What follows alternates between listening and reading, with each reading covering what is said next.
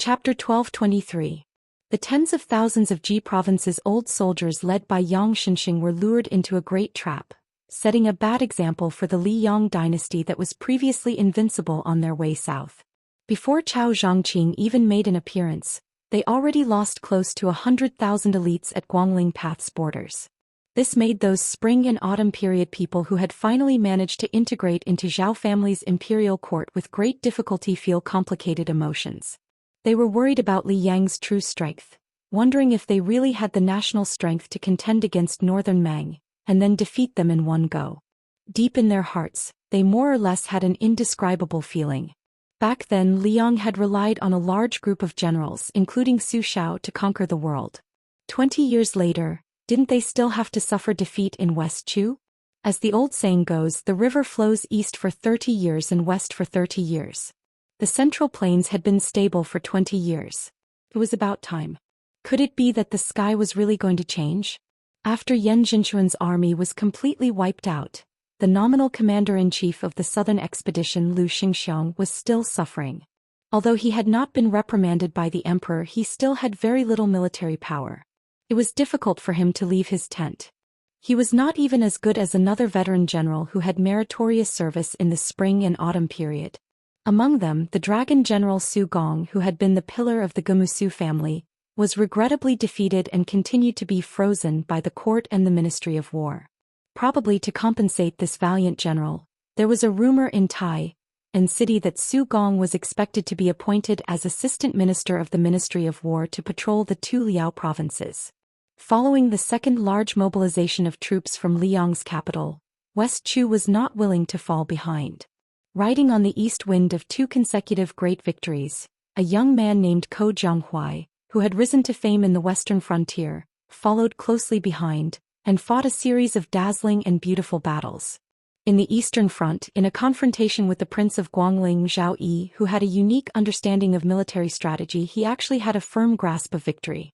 Within 20 days he had conquered Huangyan Pass, Daijais and 6 other places including Huangyan Pass and Daijais.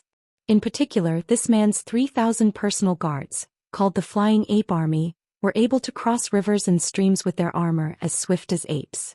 They shone brightly in the Battle of Shiping Mountain on the eastern front. Moreover, Ko Jianghuai's military strategy was treacherous. Not only was he good at long-distance raids, every time he captured a city he did not defend it. He had intercepted and killed Zhao Yi's reinforcements 4 times. Except for one time where he failed, all 3 times he wiped out the reinforcements. Until now he had already beheaded more than 10,000 people and his military service was illustrious. As a result, on the eastern front, a large area of transition zone that originally belonged to Zhao Yi to delay West Chu's eastern advance had been cut into pieces. It had fallen to the point where no one dared to defend it and no one dared to save it, allowing Ko Jianghuai's troops to come and go like the wind, slowly nibbling away. Unfortunately, Zhao Yi's right-hand man Lu Xingxiang had already been promoted to assistant minister of the Ministry of War and could be considered a member of the imperial court.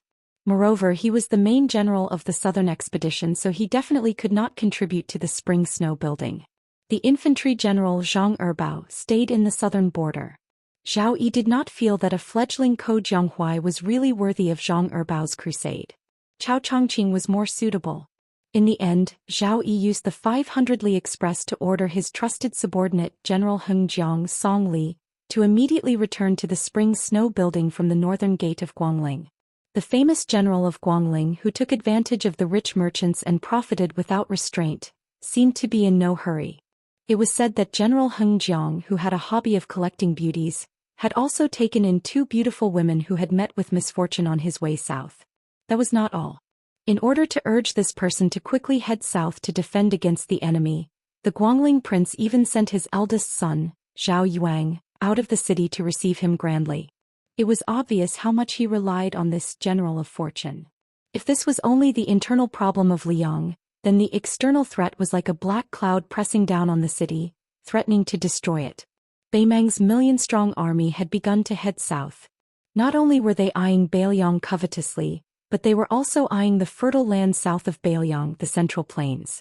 In the first year of Xiangfu, this eventful period, it seemed like there really couldn't be any more trouble. Great Peace City was bustling with noise and excitement. A white-clothed monk who had previously traveled 10,000 li to the west alone left, and then came Qi Yonglong, whose knowledge was as high as the heavens. During this period of time, there was another nameless small figure who occasionally popped his head out, but he quickly returned to silence. Meanwhile, the reason why he was remembered and chatted with for a bit was all thanks to Grand Secretary Zhang's comment: "The Bureau of Weapons is not enough to accommodate talent." Regardless of how high or low the Grand Secretary's comment was, this youngster who caught a glimpse of the imperial court was called Sun Yin, a Bailiang person who Great Peace City loathed the most. Now he held a post in Minxia province and could barely be considered a low-ranking person. However, the reclusive Sun Yin was quickly forgotten by the capital, to the extent where he couldn't even compare to the little Daoist master Wuxia who came down from Green City's mountains to the capital. After Tantanon kicked up a ruckus in the Ministry of War's Liu Baijie, not only was Huanwen not blamed by the imperial court, there were instead rumors that Tantanon might very well become the first great figure who completely grasped control of the entire Minxia province in Liang dynasty. His official rank would also begin to truly be on equal footing with Zhang Julu, rising up into the top few first rank in the dynasty. Not only that, there were also people who said that Tantanon's exceptional promotion this time was the emperor's move to kill two birds with one stone. Not only was it to pave the way for Qi Yonglong to become the head of the Hall of Secretaries, but if the rumors were true, then the two departments of the Hall of Secretaries, which were only nominally divided between the two departments of the Hall of Secretaries, would completely break away from the control of the Grand Secretary. At that time, the situation where the blue-eyed girl could cover the sky with one hand in the spring of eternal Hui would obviously be gone forever. As for whether this was true or not, there were probably only a few people in the entire Liang dynasty who dared to pat their chests to confirm it. In fact, one of the two main parties involved, Huanwen, also didn't know what the situation was like. However, Tantanon, who was about to be trampled on in front of his house, didn't seem to care at all. On the other hand, the noble men of the Minxia province couldn't sit still and used various methods to bring wine to the temporary left servant Xi's mansion to ask for the inside story. Tantanon didn't pretend to be profound and only told them that this was a wonderful thing, and that if he got it he would be lucky.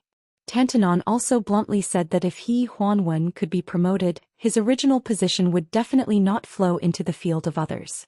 Even if he had to go to His Majesty and make a scene, he would shamelessly promote him from his own Minxia province. As soon as these words came out, everyone in the Minxia province was delighted. Chapter 1224. While Minxia province's undercurrents were surging, Sun Yin, who held the post of minor 8th rank clerk, still left on time every day. When Grand Secretary Zhang's comments were widely circulated, there were rumors that Sun Yin would advance to minor 6th rank Fu Baolang. After all, this post could still be considered one of the Son of Heaven's close ministers. Even though it couldn't compare to last year's newly established study office clerk, who was always by the monarch's side, it was still enough to make the younger generation of influential families rather envious. However, this matter was quickly left unsettled. Minxia province's officials didn't like this reclusive outsider to begin with, happy to see him fail. Sun Yin's position as clerk was something Tantanon temporarily added with a wave of his hand.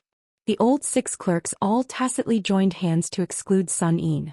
In reality, Sun Yin spent every day in Minxia province's yamen doing nothing, to the extent where he didn't even flip through books or practice writing. He just sat in the darkest corner of the clerk's room. Other than staring blankly, there was nothing else to do. At first, even the clerk's head felt restraining fear towards this young scholar. But in the end he was someone Tantanon personally appointed, so for better or for worse he still had to leave him a bit of face. How he secretly tripped him up was one thing, but on the surface he could still act amiably. However, as time went on he discovered that after left servant Xi threw this fella into Minxia province, he didn't pay him any attention at all, not once summoning Sun Yin alone. The only time he stepped foot in was when he discussed past and present with an old and experienced clerk. From start to finish he didn't even give Sun Yin a single look. As a result, even the last bit of good expression in this yamen was gone. Sun Yin imperceptibly became Minxia province's most leisurely mediocre person, nothing to do, nothing to say, to the extent where he was pitiful to the point where he couldn't make a mistake. Under the autumn rain's dusk, Sun Yin silently walked out of the room, raising his head towards the overcast sky. During this period of time, colleagues occasionally entered and left at his side, but they all turned a blind eye to each other. Then Sun Yin saw a familiar figure wave towards him. After following, the two walked side by side. When the figures in the distance saw this scene, they were all stupefied. Under the curtain of rain, Tantanon was actually holding an umbrella for a youngster. Yet, that young student who didn't know the immensity of heaven and earth could actually be so calm. Sun Yin opened his mouth and said, "I heard that the Grand Secretary is holding a family banquet today. Is left servant Shi going to freeload? Aren't you afraid of being rejected?" Huanwen said calmly, "It's Green Eye's business whether or not to see him. It's my business whether or not to go." Sun Yin's brows furrowed tightly. He hesitated for a moment and then said, "Back then the study in the palace was set up to deal with the Zhang and Gu huts. If there is another head of the secretariat, we will have a falling out." Huanwen smiled and said, "You actually want to say, when the map is unrolled the dagger will be revealed, right?" Sun Yin nodded. Huanwen didn't continue on this topic. Instead he asked, "What have you been thinking about recently?" Sun Yin was truly a newborn calf that didn't fear the tiger.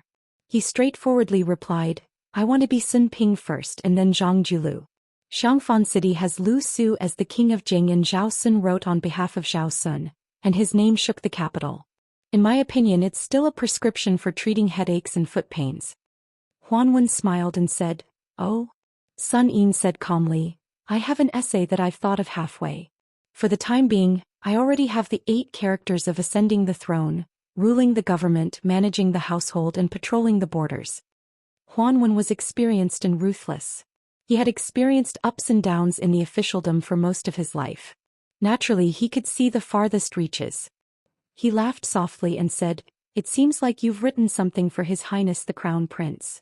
You want to teach His Highness how to take over the throne, how to sit on the dragon throne and face 2 groups of old officials, how to act as a filial son and a strict father, and how to stabilize the territory."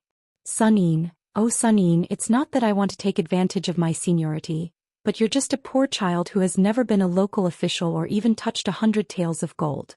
Aren't you biting off more than you can chew to teach others how to govern the world? That scholar Sun Ping is Qi Yonglong's favorite student, and he's fully learned the art of unhindered travel. And Bai Yen has also been under my teacher's tutelage for many years." Sun Yin asked in return, "Wild carps in rivers and rivers can't jump over the dragon gate?" Huanwen laughed loudly. "It's not impossible to wear white in the morning and look green in the evening." After Huanwen, who was still holding the umbrella, laughed, he sighed emotionally. The good times for scholars have come. Perhaps an article with tens of thousands of words can buy an imperial tutor. At this point, Huanwen turned to look at the young man from Bailiang and asked curiously, "If you're lucky enough to get rid of Sun Ping and Bai Yan, who's next?" Sun Yin pointed at himself. Huanwen curled his lips and forced out 2 words with difficulty. "You deserve to be killed." Huanwen put away the umbrella. The 2 of them sat in a carriage that had already been prepared and slowly drove toward the street filled with nobles. Tantanon lifted the curtain and looked at the familiar buildings. He muttered to himself, "Logically speaking, when the tree falls, the monkeys scatter. But when the time comes, it'll definitely surprise everyone. Let's see if the everlasting Hui Spring bamboo that Yin Maochun and Wang Xiongui personally promoted by the 2 of us will immediately change." As they approached the Grand Secretary's residence, Huanwen said softly, "The scholarly sage once said that those who look at the sea find it difficult to see the water, and those who swim in the door of the sage find it difficult to speak. But in the future there will be more and more people like you outside the door of the sage in the imperial court. I'm afraid that once you have the power of the imperial court in your hands, you'll be responsible for all the people of the world." Sun Yin was silent. When they arrived outside Zhang Julu's residence, Tantanon opened the umbrella and got off the carriage. As Sun Yin expected, the embarrassed Zhang clan gatekeeper told Tantanon that today was the Zhang clan's private banquet and that outsiders were not allowed to enter. It was clear that Tantanon had now become an outsider. Huanwen didn't make things difficult for the gatekeeper, who couldn't be more familiar with him. He nodded lightly and turned to walk down the steps. Sun Yin didn't immediately follow. He looked at the old man's back and then at the dark sky. For some reason there was no setting sun or afterglow above his head, but Sun Yin still felt that a certain someone had single-handedly propped up an empire and walked into the twilight. With Zhang Julu's death, the empire's last ray of afterglow would also dissipate. Huanwen had probably finally realized that the young man wasn't keeping up with his footsteps. He stopped 100 steps away from the carriage and turned his head to look. He saw that young man with steady steps. He could see from his body a kind of vitality that he himself had once possessed in the past. Turning the tide, who else could it be but me? He still remembered that a long time ago within his benefactor's sect from top to bottom, it was publicly acknowledged that only two blue-eyed people could be one Huanwen. But Huanwen had never thought this way. Even though his benefactor and Emperor Xian had decided that he, Huanwen, would be the head of the Minister of Affairs. He had also been willing to serve as a foil for his best friend Zhang Julu for several decades. Huanwen suddenly laughed and handed the umbrella in his hand to Sun Yin. In the future it's up to you to hold it up. Chapter 1225. There were many barbarian creek between Shuzhou. The late emperor of Liyang had once patrolled this area. There was actually someone who dared to assassinate him. What was even more inconceivable was that no matter how hard the spy agency, Zhao Go, searched, they still could not find the assassin. The previous head of the ceremony directorate, Han Xianxia, had also once stayed here alone for several months, but still returned without any results. Now because of the Imperial Wood case, the territory of the old Nanzhao was in turmoil. Rebels swarmed in and the chaos caused a sudden increase in refugees. The refugees all joined in and the situation became more and more intense. What was worse was that the barbarians who had been peaceful for many years were also ready to make trouble. Even the brother of the late emperor, Prince Rui Zhaozi, who had been in charge of Nanzhao for many years, was implicated. The prince's mansion was burned beyond recognition by the volunteer army. It was not until a troop of no more than 60 people quietly infiltrated the miasma that the chaos of gunpowder settled down. As the troop of soldiers continued to advance south, the truth came to light. This was another troop of soldiers with a different surname after Su Xiao, under the command of Qin Jibao. The Nanzhao government did not dare to give orders to this troop. They could only secretly report to their superiors. The post was sent to the capital, and after the report reached Great Peace City, it was completely lost. The Southwest Army, who had waited bitterly to no avail, simply turned a blind eye. Fortunately, the 60 or so people did not disturb the people, nor did they have any dealings with the government. Along the way south, with less than 100 people, they exterminated 16 barbarian Creek tribes of various sizes that took advantage of the chaos. Their power was not to be underestimated. In the end, only the Xiaxia remained, and the Zhou family of Longxi met a tragic end. More than 600 people, including the old, the young, the women and the children, were all killed. Everyone's corpses were hung on stilts. Especially when it was said that the troops under the jurisdiction of Nanzhao were the direct subordinates of the king of Shu, Qin Jibao, had come to quell the rebellion. Very soon no one dared to provoke the bad luck. The people of Shu and Zhao hated the poison warrior Li Yishan and the fat pig Lu Qiuer to the bone. Although at that time the villain Qin Jibao was only watching coldly from the sidelines, but in the eyes of the people of Shu Zhao, who were afraid of being killed, let alone Qin Jibao, who was once the Minister of War, as long as they came from the old 3 provinces of Bailiang, they would not dare to provoke them. In these 10 years, even those barbarians of Shu Zhao who did not accept persuasion, even if they caught Bailiang merchants who came to the south to do business, as long as they had an identity card, left their belongings and did not harm their lives, they were all respectfully sent out of the country.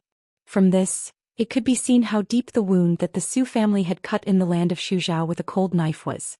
In the hundreds of thousands of barren mountains, there were countless Miao villages scattered like stars in the sky. Those Miao people who were involved with the outside world were called mature Miao by the officials, and those who had never appeared in the world were called raw Miao. Both names were full of a condescending derogatory meaning. In the hinterland of the old Nanzhao, a group of people were resting midway. Under their feet was a dirt path that was not commonly seen in the rolling mountains. There were 3 piles of white stones on the side of the path, indicating that there would be a Miao village not far away. This group of people were all wearing armor and carrying crossbows and sabers. The clothes under the armor were tattered, and they all wore sturdy straw sandals woven by themselves. They were all strong. Although they had traveled a long distance, they did not look dispirited at all. Their eyes were especially sharp, like eagles patrolling the mountains. Next to the pile of stones stood a handsome man who looked to be in his early 30s. His aura was calm and the armor he wore was no different from the soldiers nearby. His saber was the same and it was impossible to tell his specific identity. However, there was a tall and sturdy man standing next to him. His entire body was covered in a murderous aura, and his appearance was more in line with the identity of a general than the former. Other than the 6 people who took turns acting as temporary scouts to investigate the terrain, there were more than 50 infantrymen near the 2 of them. Even though they seemed to be resting casually, upon closer inspection there were many rules. 5 people formed a group and 5 people formed a standard. Regardless of whether they were sitting, squatting, or standing, there was a clear boundary and distance between each group. Logically speaking, these 60 or so people were at most 3 standard commanders and a dozen or so corporals. However, even the commoner who had not seen the world could feel that none of the people here were people who would submit to the position of standard commander. In reality, when they first entered Nanzhao from Western Shu, there were a total of 70 people. The lowest official position was a commandant with real power in Shu. There were as many as 20 lieutenants and as many as 4 generals. These people had different backgrounds and circumstances, but they all had one obvious thing in common. That was, they were all young. The oldest was no older than 40 years old.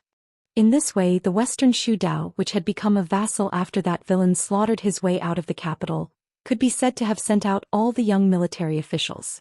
Among them, the person with the highest official position was the general of Bazhou, Dian Xiongzhu, who had been the confidant of the new king of Shu for many years. Before he entered Shu, he was a 3rd-ranked general in Bailiang. He held the military power of 6,000 iron-foot cavalry. Together with Wei Fuqing, he was the confidant of the then protector general of Bailiang, Chen Zhibao. The other 3 generals were the Ani general Fu Tao, who was stationed at Wunshan, the Zhaolai general Wang Zhuwu, and the Shu prefecture deputy general Huyen Wanbao. The 3 generals were all around 35 years old. Their titles were not flashy but useless. Fu Tao was the prince consort of the fallen Western Shu. Wang Zhuwu was a descendant of the old southern Tang who had moved into Shu. Huyen Wanbao was a native of the barbarian tribe. His brother Huyen Baobao was the only fierce general that the Western Shu Dao could bring out to compete with Liu Xingxiang. With such a group of fiends and gods of death gathered together, it was no wonder that they were able to move through the territory of the old Nanzhao like there was no one there. After more than 40 battles, large and small, only 8 people had died and 2 of them had died of illness. However, other than that time when they encountered the 3,000 rebels who had fled to the border, Dian Xiongnu and the other 3 generals had personally gone out to kill the enemy. Other than that, they had only looked on with folded arms. Even if the news of the military merits and casualties of this group of soldiers and horses were spread out, it was believed that no one would believe it. Dian Xiongnu, whose hair was disheveled like a lion, gritted his teeth and said angrily, "According to the spy report that Zhao Go gave us, that Western Shu bastard surnamed Su has been hiding in the stronghold up ahead these days. When I catch him, I must peel off his skin and pull out his tendons to prevent him from daydreaming about reviving his country." Chapter 12:26. When Dian Xiongzhu was talking to himself loudly, no one interrupted him, which made the former Bailiang's 4 fangs even louder. During this journey, Wei Fuqing, Master Wei, had to stay behind in Shishu Dao to preside over the overall situation. Che Yi, that little northern barbarian, also had to stay behind in the territory to enjoy a comfortable life. Only he, the old minister, had the most difficult life. Clearly there were people he could kill, but he still had to obediently hold back and not make a move. What was the difference between this and having a little girl take off her clothes and flirt on the bed but not being able to eat? During the march he had to not touch a drop of wine. It was even more impossible to find a tender and beautiful woman to relieve his lust. Dian Xiongzhu was about to suffer internal injuries from holding it in. However, even if he was the 2nd-grade general with the most powerful military power in Shishu, even if he was the minister supporting the dragon who followed the new king of Shu into Shishu, he still did not dare to violate the military order. At this moment, 2 scouts who were not patrolling in the direction of the Miao stockade returned with a boy and a girl. Dian Xiongzhu's eyes widened. Damn it, where did this pair of children come from? They are too reckless. How could ordinary people wander freely in the land of the barbarian seedlings? However, although Dian Xiongzhu had always been teased by Wei Fuqing that his head was kicked by a horse when he was young, he was not really stupid. After a few more glances, he could see that the 2 children were not ordinary. The boy was bald and wore a kasaya. Obviously he should be a monk from the Central Plains. As for the style of the Xianxia, Dian Xiongju could not figure it out. Anyway, although it looked shabby, it had the temperament of an eminent monk from a big temple. As for the girl, she was delicate and pretty. Her skin was a little tanned due to the wind and the sun, but her eyes were cool and clear. Although Dian Xiongju was addicted to martial arts and killing, he was not a notorious general. In those years in Bailiang, there had never been any cases of bullying men and women. As for how vicious he was to the Baimang barbarians, it did not affect Dian Xiongju's excellent reputation in the border army. In fact, it was impossible for Qin Jibao's subordinates to have such a lawless devil like Lu Qiu. Having said that, even though Dian Xiongzong didn't harm the common people, it didn't mean that he was an easy person to get along with, especially when he met such a pair of strange people in such a remote place. He took a big step forward and was about to ask in a deep voice when the silent handsome man beside him also took a step forward. Dian Xiongzong immediately shut his mouth. The man looked at the boy and girl who he had never met before but knew very well. He was expressionless. The little monk's common name was Wu Nanbei. He was the youngest monk in the two Zen temples but had the highest seniority. His master was the white-robed monk who was rumored to be immortal by eating his flesh. His master's master was the world-famous dragon tree monk, the abbot of the two Zen temples. As for the little girl, she was called Li East and West. She was the daughter of Li Xiaoxin. There were many daughters of emperors in the world, but it was impossible to find two daughters of monks who lived in temples.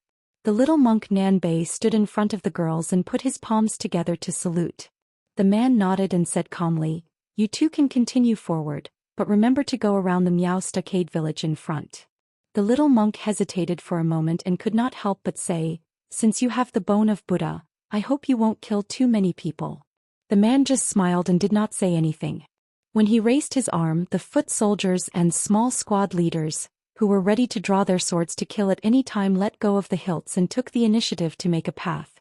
Wu Nanbei and Li East and West passed through the formation. The latter turned to look at the man out of curiosity.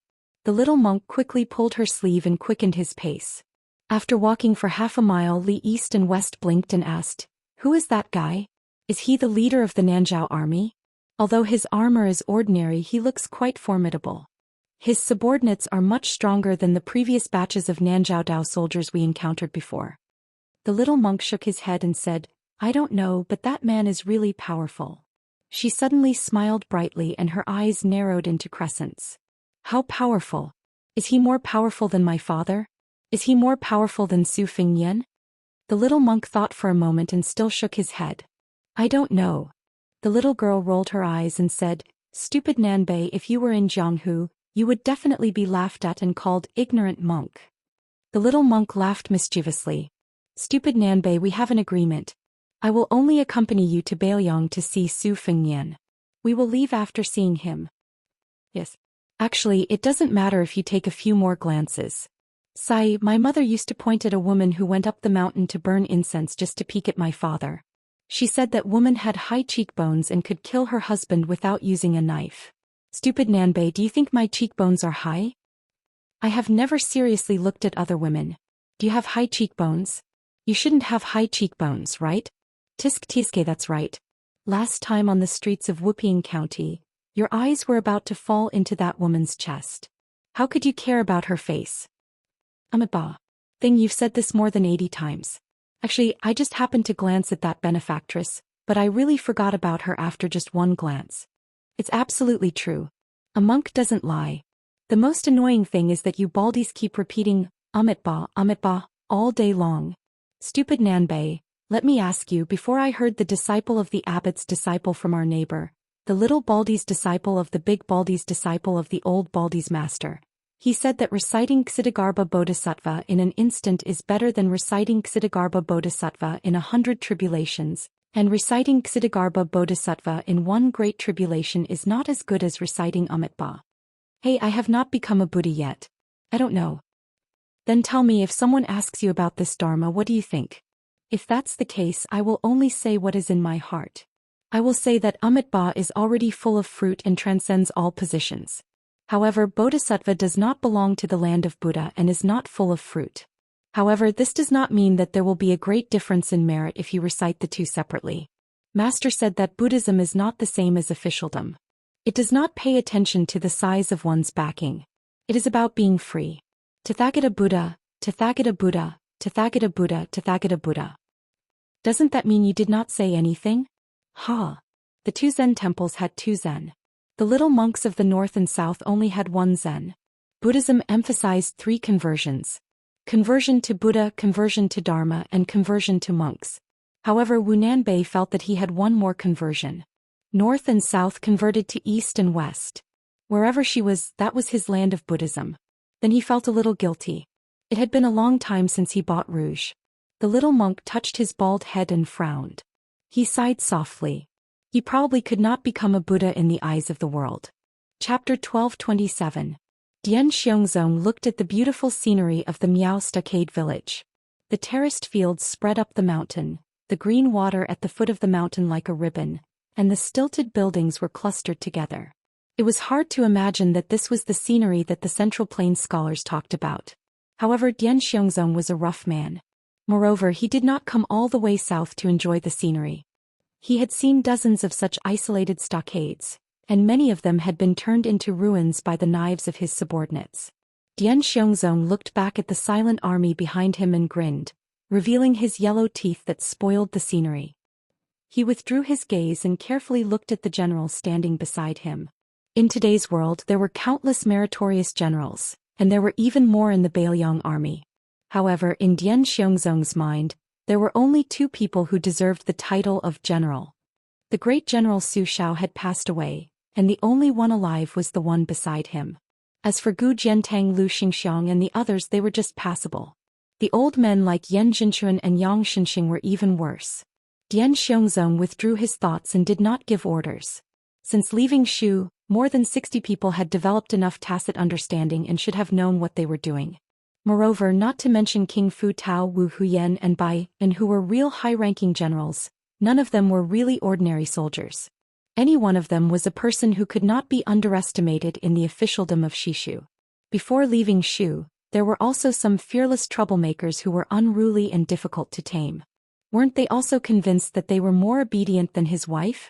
Along the way, from the initial mutual suspicion and contempt, to the end, everyone took the lead, everyone was wounded, and everyone regarded each other as fellow soldiers who could exchange their lives.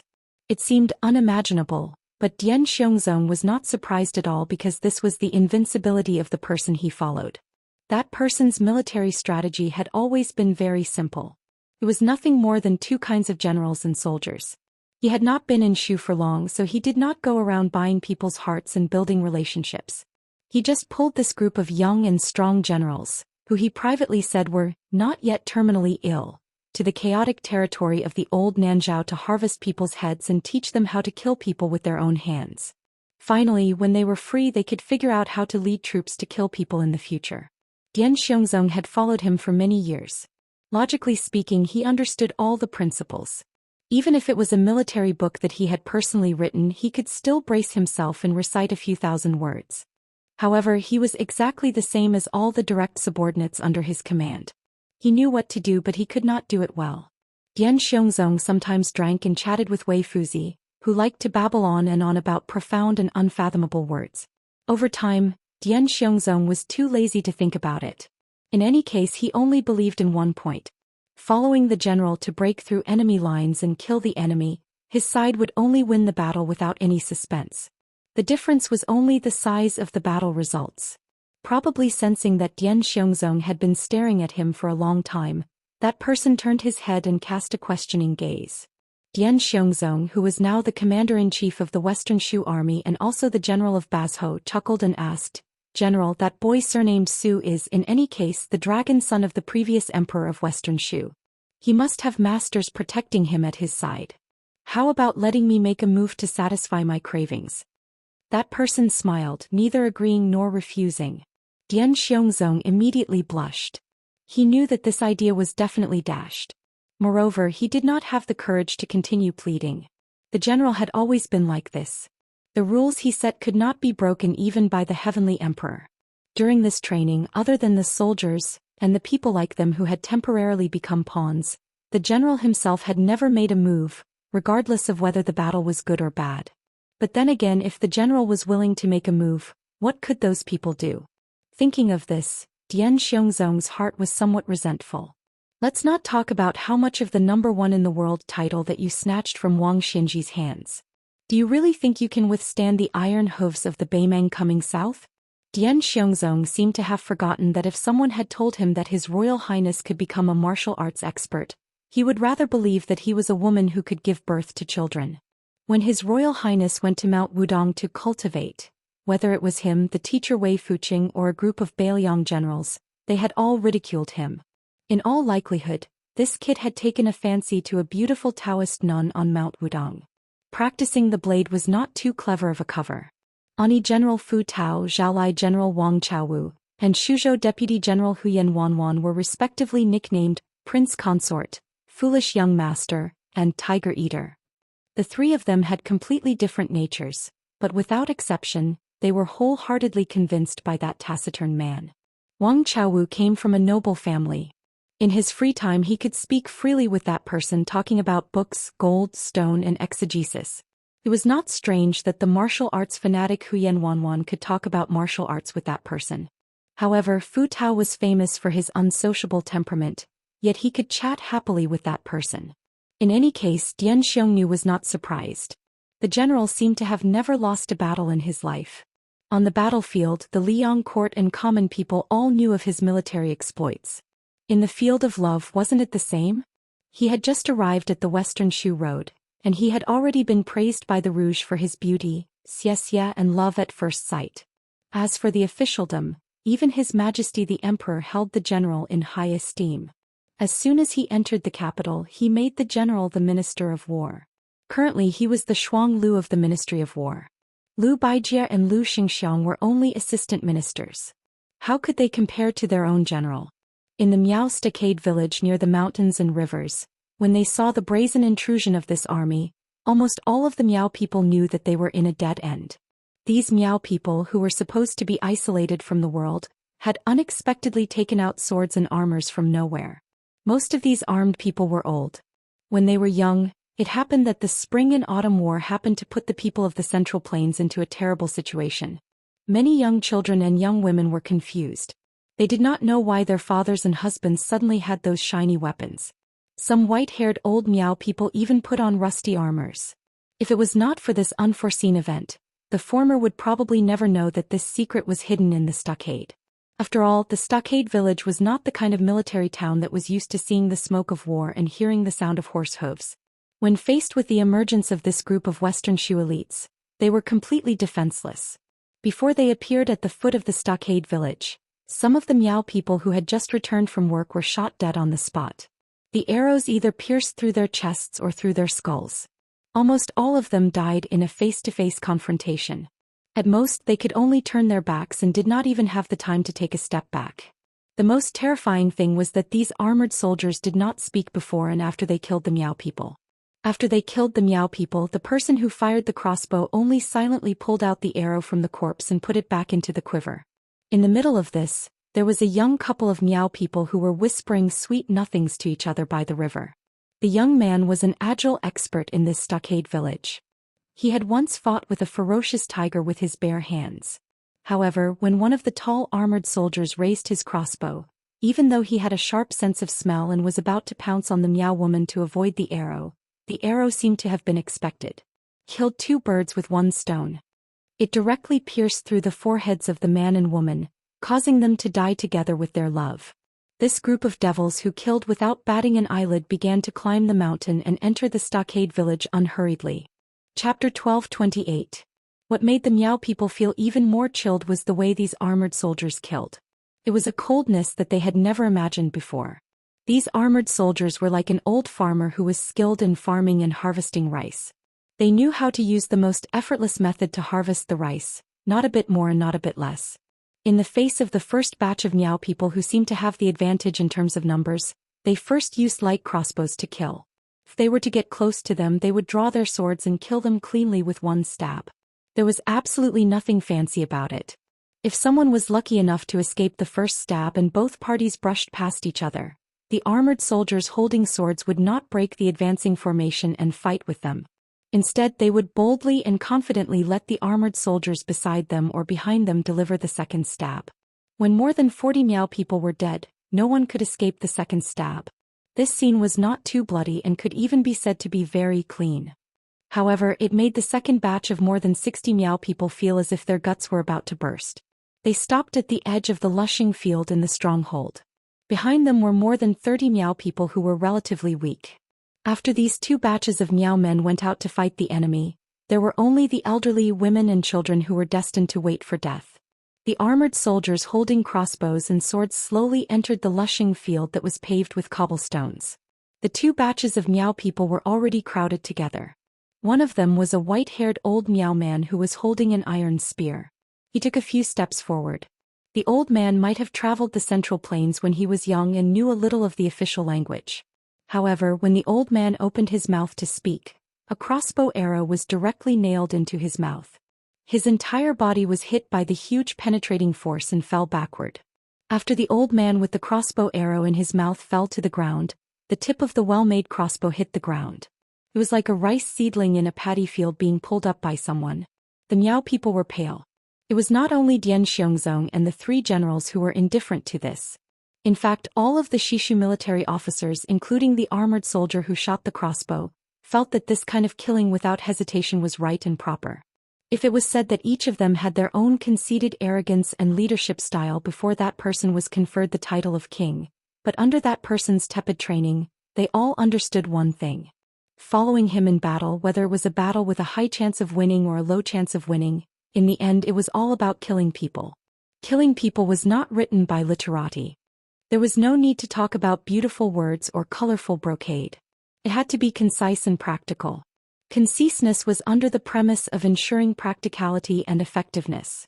In order to save the physical strength of each soldier, the entire military force would be raised to the extreme bit by bit. In this way, the situation would be as stable as a rock. In a battle where they might lose, they could slowly recover from the disadvantage. In a battle where they were sure to win, they would be in an invincible position from the beginning. In this trip to the south, that person could not be said to have spoken, let alone have any actions of teaching. There were only a few words at the beginning of the Shu War, but it was more and more memorable. I will let you all understand what a general and a military officer should do and should not do. In the future, you all will let your subordinates know what to do and what not to do in a battle. In less than 5 years, give me 200,000 soldiers in Shishu, and I will give all of you a name that will go down in history. Now the proud and arrogant prince consort Fu Tao believed, the scholarly general Wang Chaowu believed, the valiant general Huyen Shuai believed, and all of the military officers who accompanied him believed. Because at this time, the person who was looking up at a stilted building high up in the sky was that person. In the place where he was looking, behind the railing of the stilted building in the Miao village, which was nicknamed Beauty's Leaning, there was clearly no one there. But behind the door and window, there was a young man wearing clothes different from the Miao people's through a gap in the window, staring at the man who coincidentally looked up. The young man was not that old. Sweat seeped out of his forehead, his lips trembled, and he muttered to himself, "Even if Mount Tai collapses in front of me, my expression will not change." For him it was too much to hope for. After he passed through Beimang and Shishu all the way from Beiliang and Shishu to Nanzhao, he often had the feeling that it was a lifetime ago. Occasionally, when he opened his eyes in the morning and was half awake, he would still feel that he was lying on the hard little bed in his home in Beimang. Even though he had confirmed that he was the crown prince of Shishu who was in a foreign land, the son of the emperor who was shakily kneeled and choked with sobs when they met, it was difficult for him to treat the so-called Shu kingdom as his own country and as his home. This unremarkable young man's real name was Su Ying. His father was the emperor of Shu. His uncle was the famous Shishu sword emperor who guarded the gates of the country to his death. However, in the end he only felt that calling himself Su Su was a bit easier to say and also a bit more relaxed and comfortable. He was just a small figure who spent his days wandering around that small city in northern Mang, daydreaming that even he himself felt was comical. So after he came to Nanzhao with her, other than reluctantly socializing with those old nobles who were unreachable a decade ago, he liked to take her outside to relax and breathe. She who was blind never refused. She carried the guqin and walked the jianghu with him, the jianghu in his heart. He said that he wanted to be a hero the most in his life. He said yes. Then she personally helped him buy a peerless sword that a hero should have. She helped him dress up like a son of an aristocratic family. She taught him how to speak when he was doing justice and how to pretend to be an expert. She would be the demoness who killed people like scything flax, and he would be the hero who defeated the demon. The two of them carefully acted out 4 or 5 plays in Nanzhao. She killed a total of more than 200 people who should have died, and he made a grand appearance under the gazes of many. He either appeared floating on stage while reciting an ancient poem or stood under a tall building and under the moon. The final result, without exception, was the blind demoness who carried the guqin and made the yamen and the legendary demons of Jianghu feel their scalps tingle. Under the fierce attacks of the hero that made bystanders feel all kinds of indescribable mysteries, she fled pathetically and lingered at death's door. Afterwards he would always meet her secretly and hide with her. He would tell her, who could not see anything in the world, which famous Jianghu master among the bystanders had been struck dumb, and which young heroines had been struck dumb by the sight of it. She always had a tranquil smile and did not speak. Su Su looked at the man who seemed to have sensed where she was standing and said in a trembling voice, "I know, even if you are about to enter the realm of celestial phenomenon, you can't beat him." The blind guqin player who had almost taken Su Fingyan's life in the rainy alley grunted, his expression calm. Su Su turned her head and looked at him. She smiled bitterly and said, "They are definitely coming for me. My life is worth it anyway, it's not a loss. No matter how they find me, there is no meaning in talking about this. You can go." Shui Songwan still grunted. Then she moved away, pushed open the door and walked out. At this moment Su Su felt a little sad. Husband and wife were birds in the same forest, but when disaster came they flew separately. But she was still not his wife. She was, how good would that be? Then even if she left alone he would be willing. Suddenly Su Su woke up and madly rushed out of the room. Then he saw her float away and land in the Lushing field, standing in front of the armored soldiers. Su Su suddenly cried and laughed. This young man who had been as timid as a mouse in a foreign country for more than 20 years, this young hero who had stupidly sprained his ankle in their play not long ago, was full of heroism for the first time. He leaned against the railing and yelled at the top of his lungs, "Wife, wait for me." But Shui Songwan did not allow his heroism to reach the clouds for too long. She pulled off the cotton cloth wrapped around the guqin and lightly plucked a string. Su Su, who was leaning behind the beauty, immediately fainted. Then she, who was blind, turned her head and looked back. She only felt some regret. Everyone said that the Chu Sanren had died. He could not see, he could not hear. Chapter 1229. Vian Swan, who loved to cook the brains of tigers, frowned. The Yuzhou deputy general, whose stature was the shortest among the many Shu armored soldiers, did not look at the blind zither player who had walked right into the trap. Instead he pointed at the railing of the stilted building. Then Dian Xiongzhao saw a thin, short and childlike shadow suddenly dash out, carrying away the Western Shu crown prince who had fainted. It ran along the railing of the railing, and just as it was about to leap out of the stilted building, Huyen Swan's shoe knife nailed into a pillar. The handle of the knife instantly sank into the pillar. The black shadow carrying Su Su twisted its body into a deformed position as it charged forward, barely dodging Huyen Swan's throwing knife. Carrying Su Su, it directly broke through the railing and charged into the sky outside the building. In an instant, a torrent of crossbow bolts unfolded on the Lushing field. The blind zither player Shui Songguan tilted her head slightly. She plucked a string as if adjusting the tone. The dozens of powerful crossbow bolts shattered in the air. Then the female zither player bent her pinky finger, hooking the first string with a powerful and respected sound. The string drew a beautiful arc, but it never fell.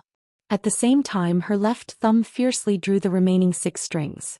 The prince consort Fu Tao and the southern Tang's old young master Wang Daowu stepped out at the same time, each chopping out a knife. Countless fine cracks appeared on the knife's edge. Shui Songguan still had her head lowered. Her bent finger suddenly straightened, and the taut string arc immediately bounced back. The female zither player's right hand retracted and shook her sleeve. She slapped down on all the surface of the string. The entire cobblestoned Lushing field, with her as the center, began to rapidly crack outwards. Of the Shu armored soldiers, Huyen Swan was the vanguard, the only one who did not retreat but instead advanced. This short and small general, who no longer had a knife in his hand, lowered his head and bent his waist, directly pulling out Dian Xiongzhao's knife. With a sinister smile on his face, he strode 3 zhang away with a single step. When his foot landed, the tip of his foot tapped against the ground and he moved horizontally. The cobblestone he landed on completely exploded. Afterwards, Huyen Xuan tilted his head, a flower of blood immediately blossoming from his ear. Huyen Xuan, who had a piece of his ear sliced off by the formless zither sound, was not angry. Instead, he laughed and continued to charge forward. After charging for several steps, his body flipped sideways in the air. Behind him, about 50 zhang away, Dian Xiongzhao extended his palm. It was as if he had snapped a zither string. The disorderly broken string still left several marks on his armor. Dian Xiongzhao did not pay attention to the bloodstains on his palm. His eyes stared at the young and blind zither player, clicking his tongue in wonder. It was impossible for every general to be a match for tens of thousands of people, nor did it need to be so. Just like Dian Xiongnu, who was recognized as having outstanding martial arts strength, was actually just a level 2 expert. Even if his ability to command an army was not taken into account in terms of breaking through enemy lines, perhaps all the level 2 experts in Jianghu were not as lethal as Dian Xiongnu. After all, in Jianghu there were few absurd scenes of people ganging up on each other. However, breaking through enemy lines and killing enemies was different. It required a warrior's ability to listen carefully and observe all directions. However, there were also outliers among the generals in the army. Su Longxiang, who had made a name for himself in the Battle of Beimeng, was one of them. Qin Zhibao, Yuan Zuozong, and other famous generals from the spring and autumn period were one of them. Huyen Mon and the temporarily unknown young man Che Yi were also one of them. Especially the last two. Everything was ready except for the east wind. What they lacked was a huge battlefield enough for them to perform on the stage. In the Liang imperial court, in terms of seniority, it was as difficult as ascending to the sky to stand out. One could only rely on one's endurance. The woman whose appearance could only be considered delicate and pretty did indeed have the style of a grandmaster who could hold back 10,000 men. Even when facing these arrogant and valiant generals who had the advantage in numbers, from beginning to end, she had a calm and indifferent expression. Even when Huyen Mon's blade was less than 3 zhang away from her, she still did not show the slightest bit of impatience. She did not even raise her head to look at Huyen Mon.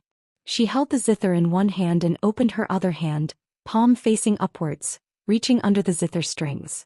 Her thumb and middle finger clasped the inner and outer strings, as if she was holding water with one hand.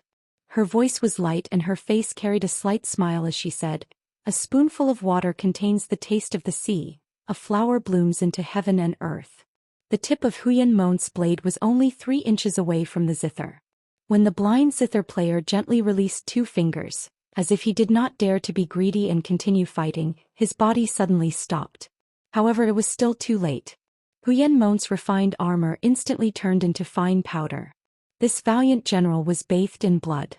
At this moment, from the corner of his eye, he glimpsed the scene of the stilted building in the distance. Gritting his teeth, he gripped his blade with both hands. With an angry shout, he rushed towards the blind woman. Shuesongwan turned around.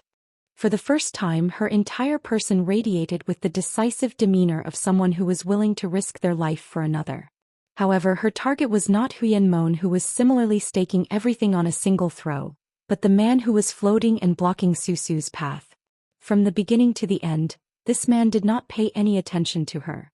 In a flash, he stood on the roof of a slightly lower stilted building, coincidentally blocking the black shadow and Susu's path of retreat.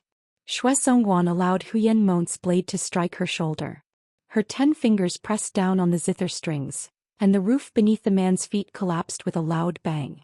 The sound of the zither was silent, but the man did not move at all. Shuesongwan quietly sighed. She extended a finger and broke a zither string. She gently flicked it towards the man. Huyen Mon, who had been ignored to the side, angrily drew his blade and scolded, "Bitch, you dare to look down on your master Huyen." Shuesongwan, who had broken a zither string with her own hands, broke the remaining 5 strings in succession. She used the power of each string to block the 5 sharp blades that Huyen Mon sent out from behind her. However, no matter how confident Shuesongwan was in front of Shu generals like Huyen and Fuxi, the difference between her and that man's realm was like the difference between her and Dian Xiong, Fu Tao and the other generals. There was an insurmountable gap between them. Her fingers pressed on the last string of the zither, wanting to break it. The man stood in the air. He grabbed Su Su's shoulder with one hand and strangled the Black Shadow's neck with the other. This was the first time the latter had appeared in the world. He was an old dwarf who weighed no more than 60 jin. Shuesongwan did not dare to break the strings anymore. The moment she broke the strings, Su Su and the old senior man, she would die. Chapter 12:30. The next moment the man returned to the corridor and gently put down Su Su and the old man. He did not seem to want to kill them. Shuesongwan was puzzled. She leaped up and stepped on the roofs of the bamboo buildings with her zither in hand. She stood on the other side of the fence and faced the man. However, Shuesongwan knew very well that this was a futile effort. Even if there were 3 of her, she would not be a match for this man. Even if the blacksmith who had once forged a sword for the Sword Emperor of West Shu was here, it would be meaningless to join forces with the dwarf senior who was pretending to be dead and was known as the master of the 36 barbarian streams. The majestic man glanced at the old man who was curled up on the ground. He smiled and said, "Senior Mengu, don't you think it's a bit outrageous to pretend to be a grandson in front of a junior like me?" The dwarf old man closed his eyes and muttered, "Whoever is better at martial arts is the grandpa. Just treat me as a grandson who is already dead. Don't bother about me." Huyen Swan, who had been infuriated by the blind zither player, stepped on the roof and rushed over. He jumped up high and was about to attack when the man calmly said, "Shu Hu stop." Huyen Swan stretched out his hand and grabbed the eaves hanging in the air. His entire body was covered in a thick stench of blood and hostility. However, after the man spoke, he obediently retracted his saber and gently landed on the beauty's back. He squatted down and sulked. The man looked at the female zither player and spread his hands. "Wake him up. I have something to say." Shuesongwan hesitated for a moment. She walked forward and gently woke Su Su up. Su Su, who was still in a daze, finally understood the situation. He stood up and stood in front of Shuesongwan to protect her. He said in a trembling voice, "If you want to kill me, do it to me. It has nothing to do with her." The dwarf old man, who was playing dead on the ground, could not help but roll his eyes. It was really embarrassing to be such a brat's follower. If it were not for Zhao Dingxiu, that old bastard, begging him, he would not have been willing to get involved in this mess. Back then he had almost pulled out the tendons of that man-cat and skinned him. He really did not want to have anything to do with the experts of the Central Plains anymore.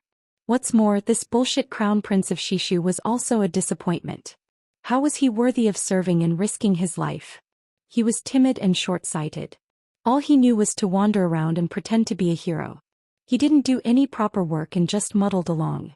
Shishu might as well not have such a crown prince who returned to his hometown in glory from Beimeng. Then Su Su asked a question that made Huyen's face twitch. "Who are you?" The man was stunned for a moment before he chuckled and said, "Qin Jibao." Su Su was so scared that he took a step back. His legs were weak. Fortunately, Shuesongwan supported him so he did not collapse on the ground. He was the villain too from the Great War of Spring and Autumn.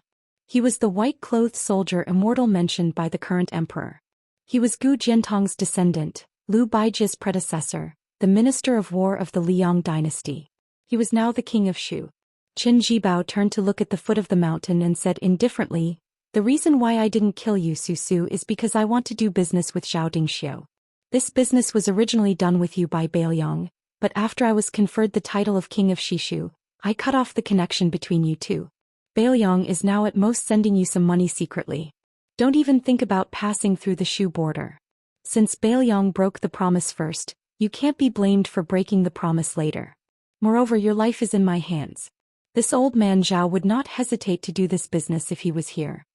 Su Su gathered his courage and asked, "You mean to say that you want us to abandon Su Fengnian and start a rebellion in Nanzhao according to your wishes?"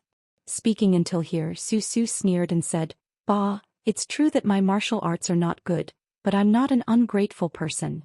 The dwarf old man whose life was hanging by a thread was so angry that he jumped up and gave this idiot a slap.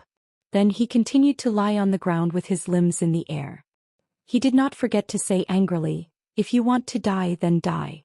Don't implicate your grandpa Mengu." Qin Jibao chuckled and said, "Ungrateful?" Su Su did not know where his courage came from. He straightened his neck and said with a red face, "I don't like Su Fengnian and I don't like people like you even more." Qin Zhibao did not argue with him. He said to himself, in this world there are differences between public and private affairs. Just like these Miao people sheltering you, the crown prince of a fallen country, because they were indebted to this old man Zhao for not killing them. This is an eye for an eye. Thinking about it, before they die they still owe you, Su Su. Qin Zhibao ordered, Chu Hu go and kill them. Kill them all. Huyan Xuan carried his knife and left. Soon the Miao stockade village was filled with cries and blood splattered everywhere. Qin Zhibao did not look at Su Su, who was gritting his teeth. He asked, as long as you say to stop, I can make them stop. Su Su was in a dilemma. He closed his eyes and did not dare to look at the Miao people who were drinking with him yesterday. Now they were lying in a pool of blood. The young and strong Miao people in the stockade were almost all dead. Next would be the defenseless women and the elderly. Su Su turned his head and looked at Xue Songguan in a daze. He asked helplessly, will the headmaster agree? The blind female zither player wanted to say something but stopped. Su Su lowered his head and said sadly, yes, as long as we can restore the country, the headmaster will definitely agree. Qin Zhibao said calmly, I promise you in the future, you can call yourself a king in other places except for Shishu. Su Su sobbed, what does this have to do with me? I have never thought about restoring the country. I have never thought about those unreachable dynasties. Qin Zhibao laughed. Unreachable? Because of your mistake, another 37 Miao people have died, and the number of deaths will continue to increase. If you, Su Su, are a useless person who does not care about great kindness and righteousness, then you don't even care about small kindness and righteousness. Su Su raised his head and roared, stop. Qin Zhibao smiled and was indifferent. Su Su rushed to Qin Zhibao with red eyes. He raised his fist and punched, I asked you to stop, did you hear me? Without Qin Zhibao making a move, Su Su flew out and was caught in Xue Songguan's arms. Qin Zhibao raised his arm and the killing in the village stopped. Qin Zhibao narrowed his eyes and looked into the distance. He said sarcastically, if I said that Zhao Dingxiu found me a month ago and wanted to abandon Bailiang and form an alliance with me, would you believe me? Su Su, with blood seeping out of the corner of his mouth, said in a daze, impossible, impossible. Qin Zhibao did not look at Su Su. He looked at Xue Songguan, go and tell Zhao Dingxiu that I agree. Shishu will give you 30,000 soldiers and horses in half a year. Within a year you can either eat up Nanzhao and then sit down to talk or be eaten by me. Xue Songguan was expressionless and nodded. He helped Su Su away from the beauty seat. The dwarf old man who had escaped death chuckled and stood up. He patted his butt and was about to leave. But a voice came from behind him. Menggu, when someone accompanied the late emperor on a tour of Shuzhou, you seem to have called him Lame Su when you tried to assassinate him? The old man stopped and did not dare to move. He laughed dryly, I've long forgotten about the past. King of Shu, you are a magnanimous person. Just let me go like a fart, okay? The next moment, Qin Zhibao held Menggu's head in one hand. The old man's headless body collapsed in the corridor. Qin Zhibao threw the head in his hand into the distance and laughed. Qin Zhibao, real name Qin Zhibao. What a good way to repay kindness. Chapter 1231. The northern Liang of the northwest border had always had the world's fastest saber, the strongest crossbow, the best horse and the strongest wine. Unfortunately, a few years ago there had never been a top master here. Hong Shixiang of Wudong had only appeared briefly, and Li Chungang, who had made a comeback, was not a native of the northern Liang. At that time, Qin Zhibao and Su Yanbing had not even entered the martial arts role. It was not until the new prince of Liang, Su Fengnian, appeared out of nowhere.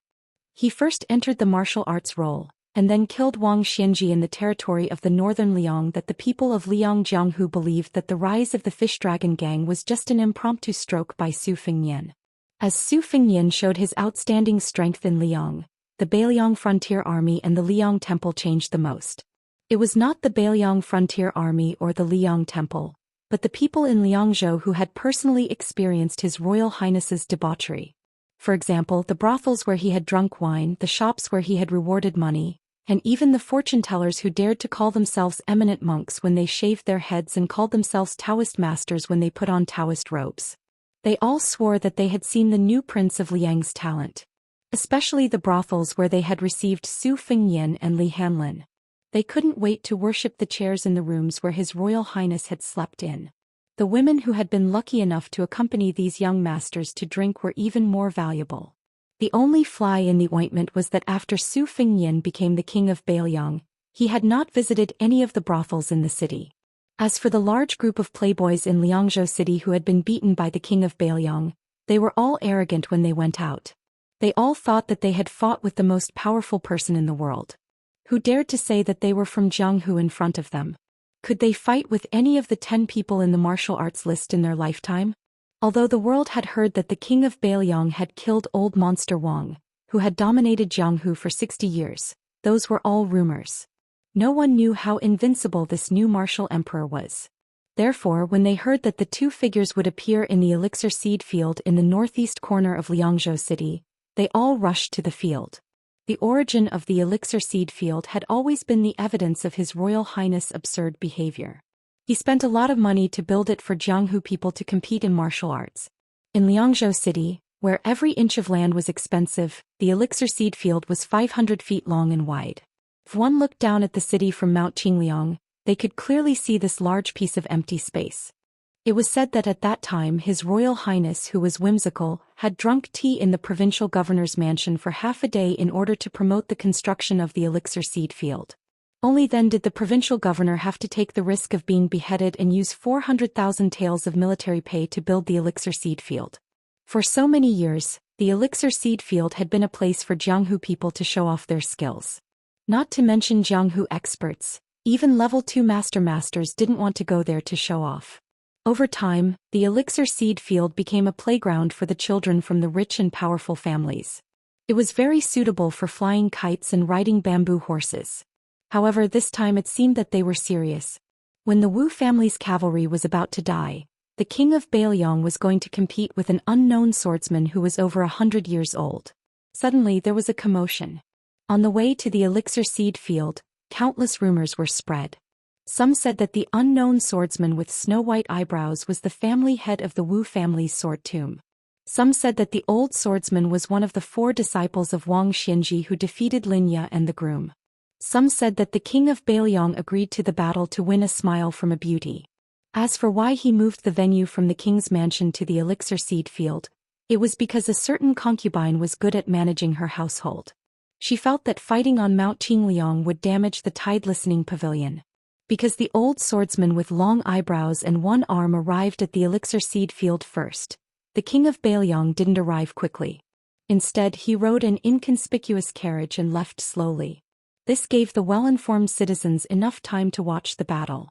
Sui Xiegu, who was the first to arrive at the elixir seed field, stood at the upper left corner of the training ground. His snow-white eyebrows fluttered in the wind. The old man stretched out 2 fingers and stroked one of his eyebrows. He didn't look nervous at all. The old man turned a blind eye to the crowd outside the field. His expression was calm, but he couldn't help but sigh in his heart. He thought that he could resist the urge to fight, but it seemed that he couldn't be as calm as still water after fighting that brat. This was the last battle of his life and the title of the strongest fighter in the world, no one else but him. It wasn't that Su Fengnian would be stronger than Dong Tai's sword and Tuoba's fists. It was just that Sui Xiegu had been a nobody in Jianghu for more than 100 years. When he was about to die, he felt that there was no harm in ending the battle with a world-famous battle.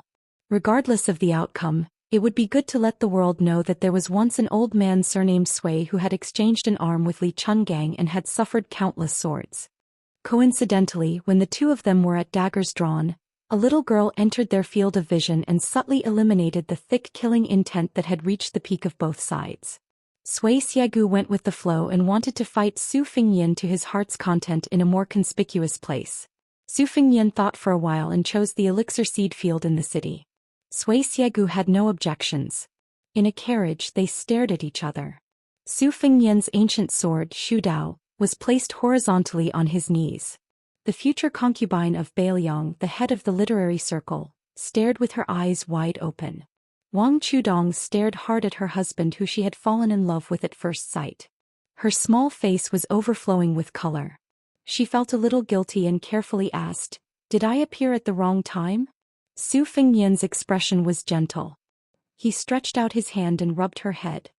He smiled and said, "You are always a timely rain for me."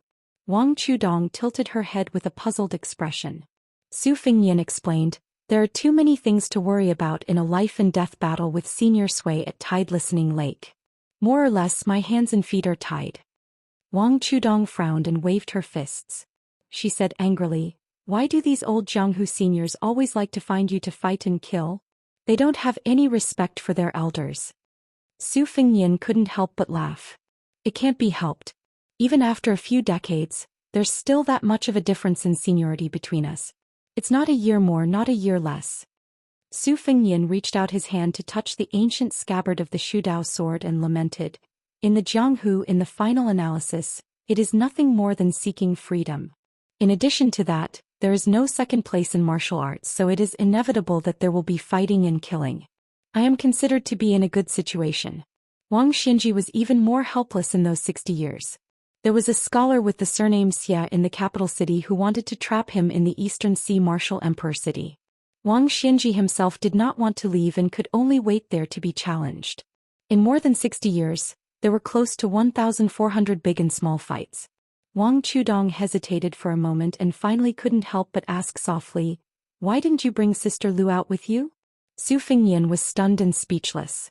He seemed to have never had this thought. He always felt that she should stay in the courtyard on Mount Qingliang, day after day, year after year, treating her respectfully as a guest. Wang Chudong was simple, but she wasn't stupid. Otherwise she wouldn't have been able to write The First Snow, which was about love between men and women. It was precisely because of her pure heart that she could point out the heart of others. She lowered her head and said, does this count as a crying child getting candy? Sister Lu is more sensible than me, so it's easy for you to forget her. I don't think this is good. Su Fengyan was silent. After Wang Chudong mentioned it, he remembered many trivial things. He seemed to remember that he seemed to have promised to take her around Bailiang. If there was a chance, he would play a few rounds of chess with her. He would take her to the mountain to knock 108 bells. Most of these promises were unintentional at the time. After she married Bailiang, she became famous in Wutong'an. She was decisive in dealing with family matters.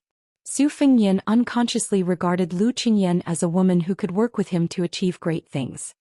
He had already quietly regarded her as a virtuous wife who would never complain. As for Lu Qingyan, after she died, she was indeed smooth and slick in dealing with people.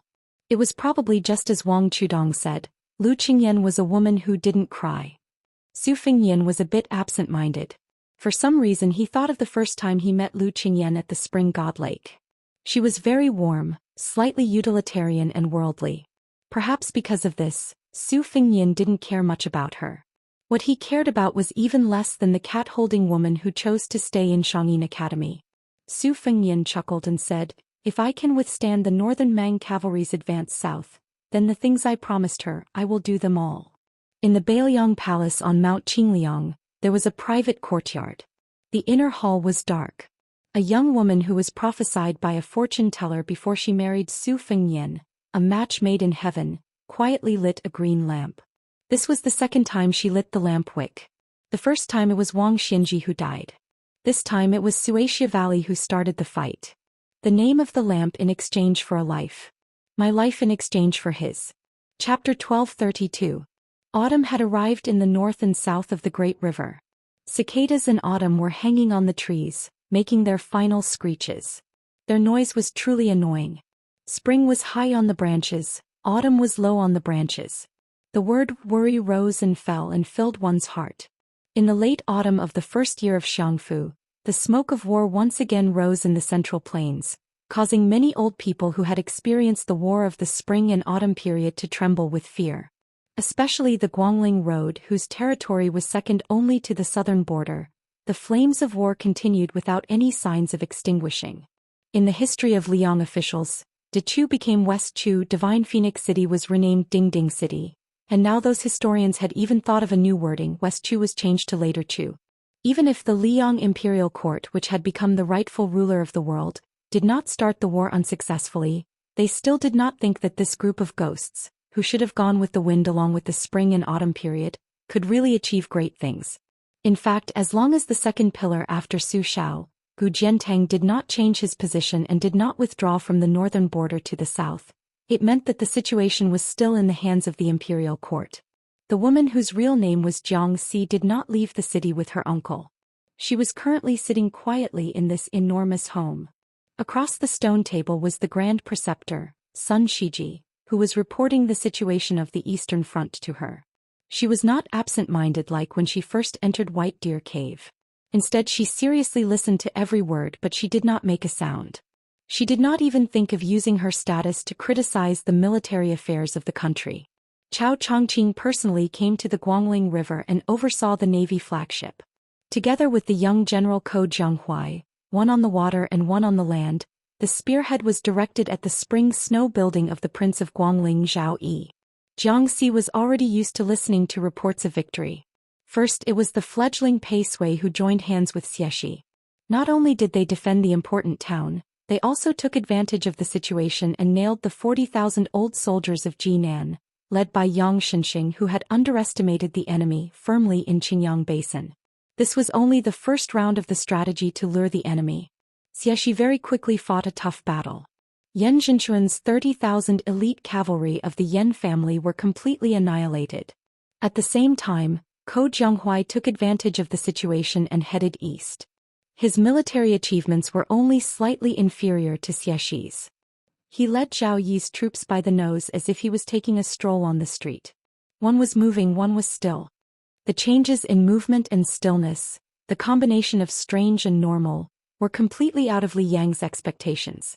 According to what the old Grand Tutor had just said, Ko Jianghuai's method of dividing the troops was like an extension of his arm. He had already beaten Zhao Yi's western defensive line like a sieve. The three armies had a total of 60,000 soldiers, and they were separately holed up in Zhaozhuang County, Starport City, and Fire Date Mountain. In addition, the Dechu Navy had greatly intimidated the main force of Zhao Yi's rear, so they did not dare to rashly enter the western front to fill in the holes. The initiative was completely grasped in the hands of Ko Jianghuai. What was left was to see which place this young general would attack first. In the eyes of outsiders, Ko Jianghuai was rather self-respecting with his troops. He had never reported his intentions to the imperial palace and rarely even consulted with Cao Chongqing, who was close by. Regarding this matter, Dechu's 3 provinces and 6 ministries were not without criticism. There were already people who suggested that Xia Shibian, who was more steady in using troops, should be transferred to the Eastern Front, and then the unruly and difficult-to-tame Ko Jianghuai should be transferred to the Western Front. In Dechu's imperial court, the Duke of Huainan Zhao Ying, the King of Jing and Zhao Sun, and the other vassal kings of Liang, added together regardless of whether it was numbers or battle prowess, they could not compare to Zhao Yi, who dared to contend with Bailiang for the #1 army in the world. For this reason, the old man of the Ko family, trembling with fear, took the initiative to come to the imperial palace 2 days ago to present a bramble and ask for punishment. Jiang and I had no choice but to placate him with kind words. She clearly remembered that old imperial tutor's son was clearly an old friend of the Ko family, yet he still fiercely beat the nearly 80-year-old old man of the Ko family to the side. At that time, Jiang and I watched the back of the old man kneeling on the ground after he stood up and turned around, soaked in sweat. She then thought of the imperial court, where even she could see that some of the officials of the 3 provinces and 6 ministries were already beginning to struggle for power. Without her uncle by her side to act as her backbone, she immediately felt a strong sense of powerlessness. The old Grand Preceptor, who seemed to be in good spirits, drank a mouthful of tea to quench his thirst. After he put down the cup, he smiled and said, "This old official knows a little about military affairs, so I don't dare to recklessly guess Ko Jianghuai's next move. However, this old official thinks that as long as we can defeat any one of the 3 prefectures in Zhuangzhuang County, Zhao Yi's lucky general, Song Li, will definitely be hard-pressed from the very beginning." Sun Shiji thought for a moment, dipped his finger into the tea and tapped 3 points on the stone table. At the beginning of summer, old Ko brought Ko Jianghuai to visit us and listened to this young man's opinions. They were all things that had never been mentioned or written in the ancient books. He said that in the future, wars would gradually be inclined to be fought in the wild, and the share of sieges and strongholds would gradually decrease. In short, war is about slowly expanding the overall situation of a country, and nothing more than the essence of the 3 words, point, line and surface. Ko Jianghuai said that he valued the line more than anyone else, and that his troops and horses would definitely be the best at rapid transfer and long-distance raids. In this way, even if the overall strength of his side was inferior to the enemy's at certain critical moments, he would be able to bully the enemy with numbers. He would not fight for meaningless victories, but only seek to defeat the enemy's single large number of elite troops and horses. The old Grand Preceptor was in a good mood. He said, at first this old official thought that Ko Jianghuai, who had made a name for himself in the Xianxia Academy, was bullying this old official and showing off his knowledge on paper. Now that I think about it carefully, I think that Ko Jianghuai is indeed confident. Sun Shiji smiled and said, I heard that the Spring Snow Building has already issued a death order to Lu Lia at the Fire Date Mountain of the Wuxia Fortress. Once the Fire Date is lost, all the generals above the rank of commandant will have to obediently bring their heads to Zhao Yi even if they manage to escape alive.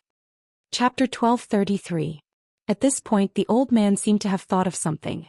He sighed, I also remember something Xie Shibian said. Attacking and defending the enemy is actually attacking the heart. It depends on who can grasp the mentality and the general situation. This makes me have no choice but to mention that Chen Jibao. This person is known as the white-clothed war saint because, other than being skilled at the pinnacle of generals and soldiers, he especially likes to analyze other people's thoughts. In this way, Xie Shibian and Ko Jianghuai are like Chen Jibao's brilliant disciples, each with their own strengths.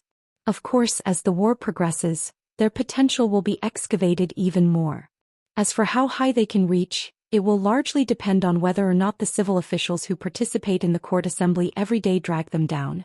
A eunuch quickly walked into the courtyard and bent over to hand over a 600 li urgent military intelligence report. Then he bowed and retreated. From beginning to end he didn't say a word, nor did he show any elaborate etiquette. Sun Shiji, who was used to this, opened the report and saw that it was sent by Chao Chongqing. The old man's face was beaming with joy. He looked at the princess and said with a face full of joy, this Ko Jianghuai is determined to show his strength to this old official who has been gossiping. In addition to Chongqing's words, I reckon that in the short term, no one will dare to say anything in the court assembly. Your Highness, look, Song Li clearly wants to take a risk and use the red ditch in front of Fire Date Mountain as bait. He wants to catch Ko Jianghuai, this big fish that appears and disappears like a ghost. At the same time he wants to use his personal army to go around Red Date Mountain. I think this general would never have thought that Ko Jianghuai would take the bait. However, Song Li still didn't have the opportunity to raise his rod. In 3 hours, Ko Jianghuai only used 3 hours to completely wipe out the 4,000 people at Red Ditch.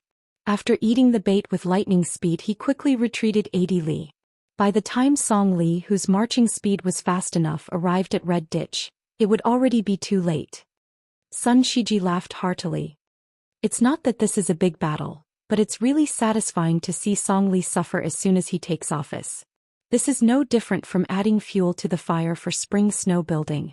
As for Ko Jianghuai, it was killing 3 birds with 1 stone. He suppressed Song Li's arrogance and took down Red Gutter's forces. At the same time he also made us speechless. It was no wonder that Chongqing added a sentence in the spy report. The eastern line belongs to Ko, the northern line belongs to Xie. The 2 of them can deploy troops and do as they please.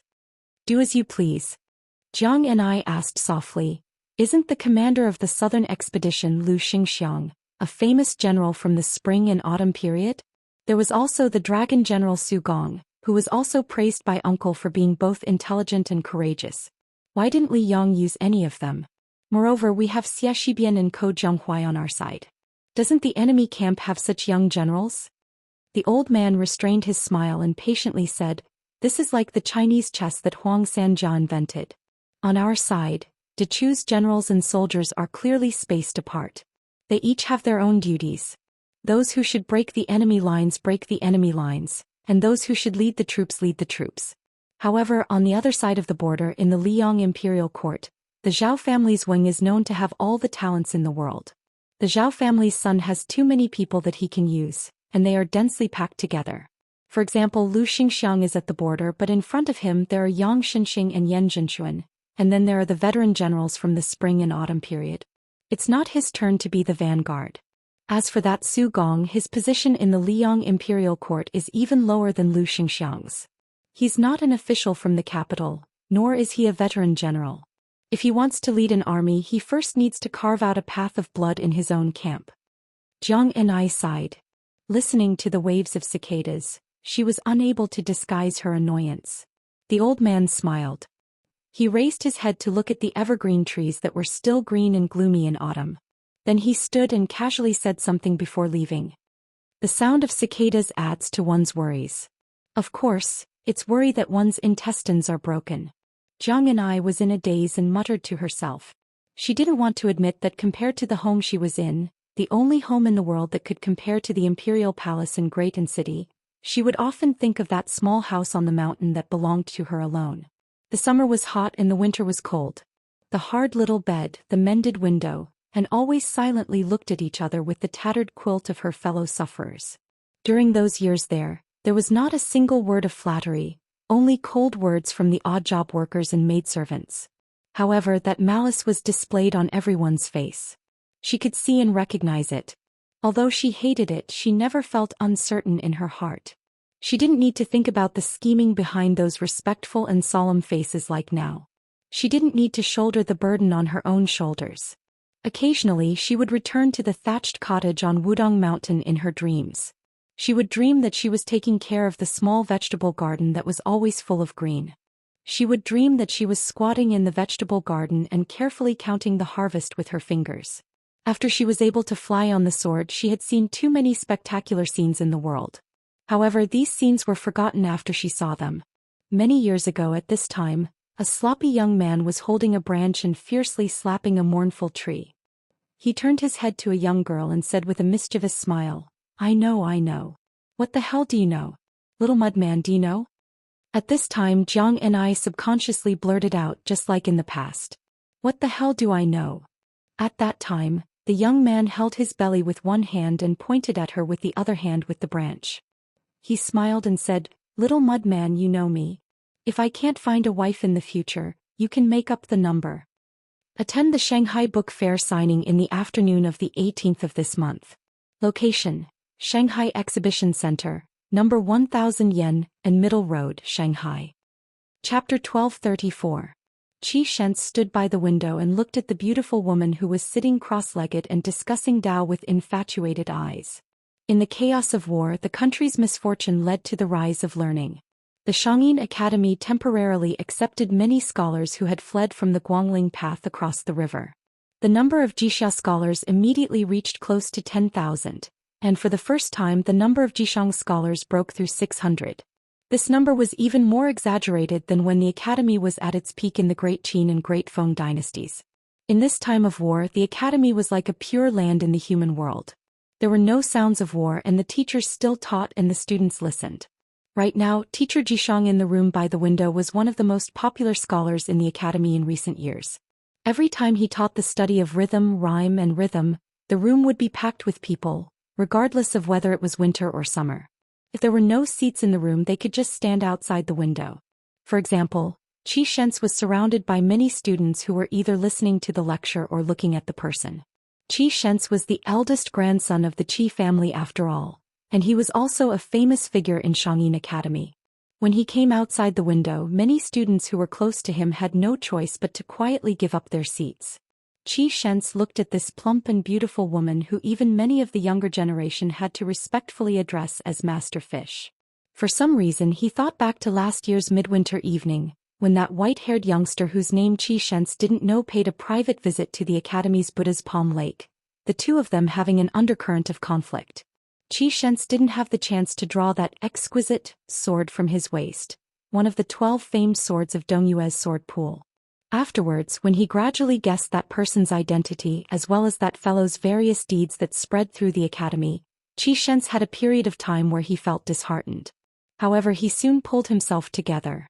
As Northern Mang's army of 1,000,000 pressed into the northwest, as well as the banner with the character Jiang raised high above Guangling Road, Xianxia became more and more complacent.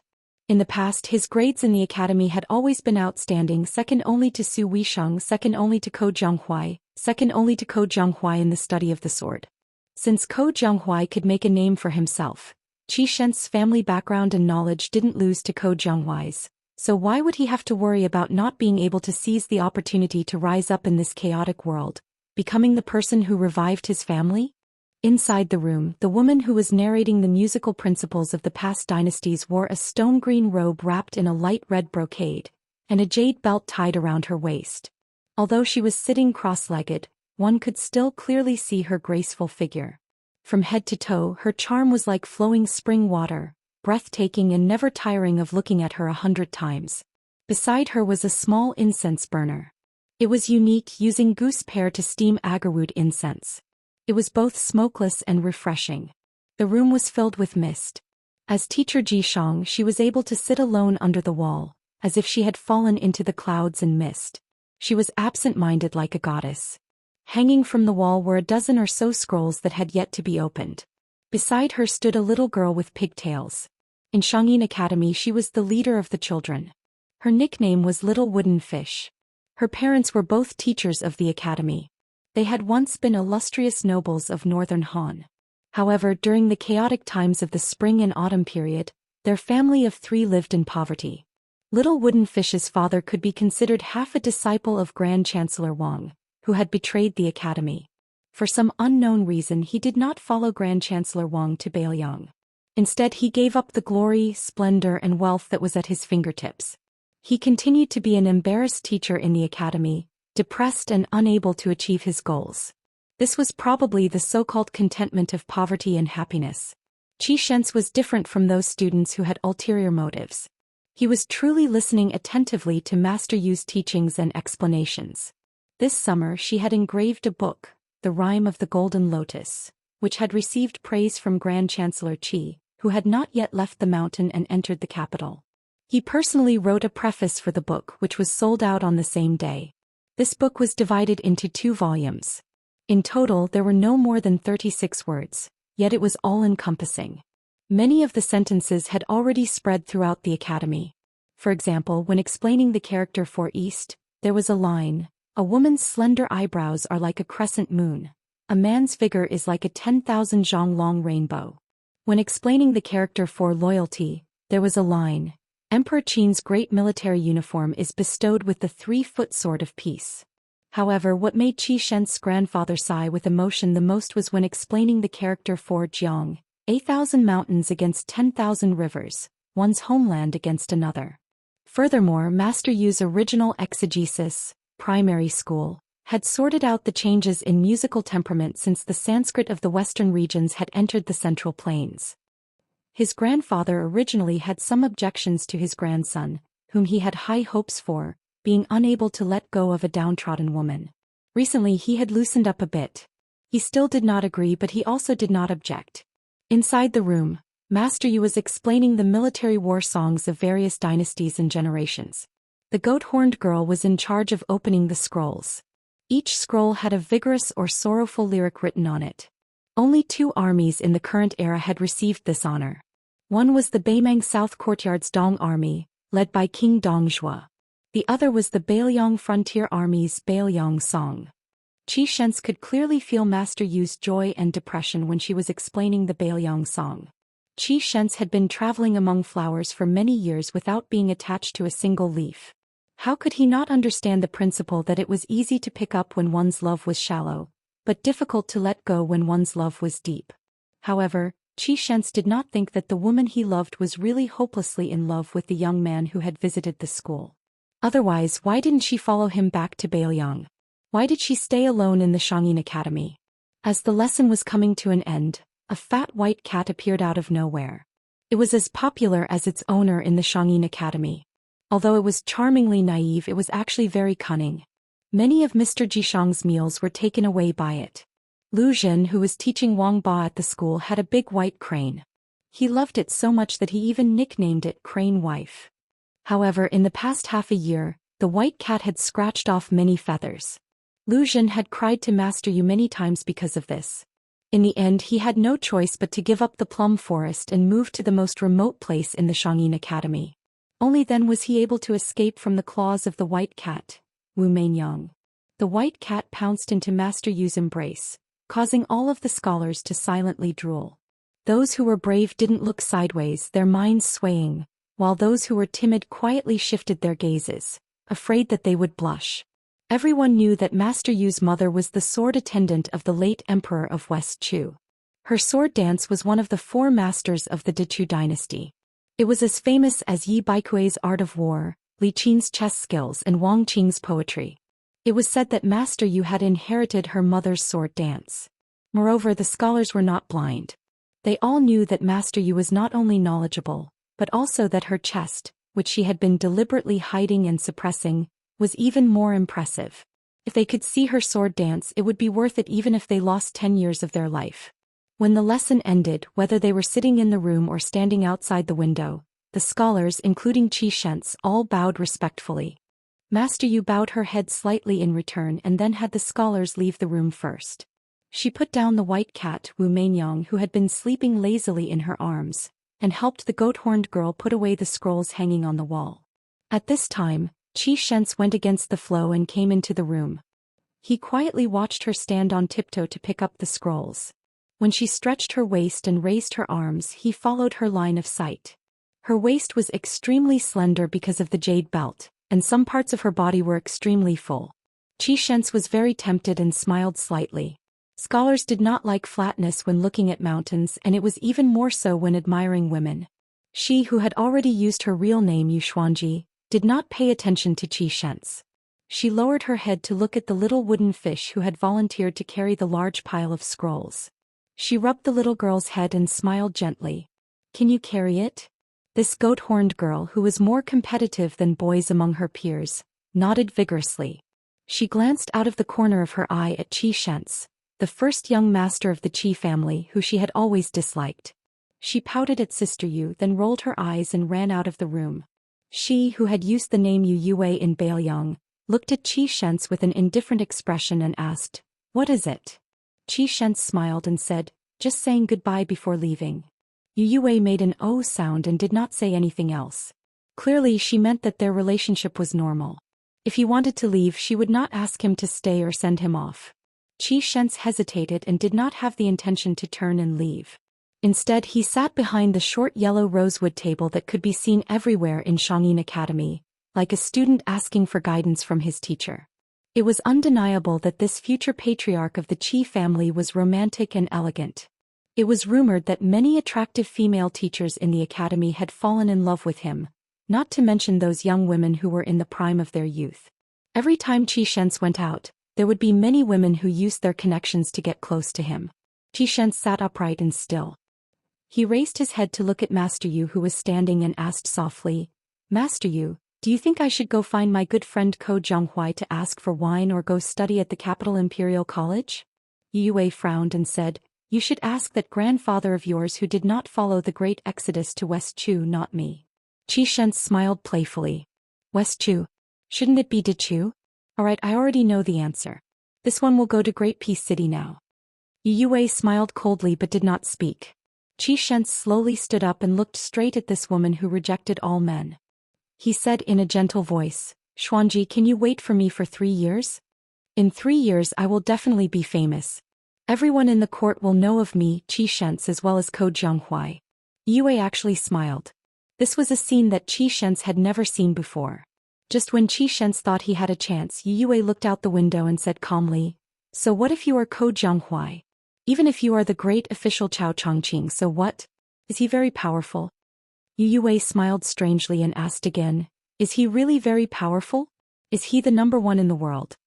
Xianxia immediately felt a chill run through his body as if he had fallen into an icy cavern. In terms of family background and fame, Xianxia really could not match up to that person. The hereditary king of Baoyang who had 300,000 cavalry in the world. The person who had reached the top of the martial evaluation and made Li Yang and Beimeng bow to him. Chapter 1235. Xianxia quickly recovered from his dejection and shook his head. His eyes were resolute as he said, "It's not the same. I will climb up step by step from an ordinary pawn." Yue seemed to have heard the funniest joke in the world. She wanted nothing more than to burst into laughter. She waved her hand and said mockingly, "Don't say any more. I'll laugh myself to death. Xianxia, I won't hold you back from making contributions on the battlefield." Xianxia didn't get angry. He asked, "Before I leave, I want to know what's so funny. It's better to enjoy it together than to enjoy it alone." Yue stretched out her hand. It was clear that she wanted him to leave. Xianxia lived up to his reputation as the Qi family's pillar. He had a decisive personality and didn't make any loathsome one-sided love.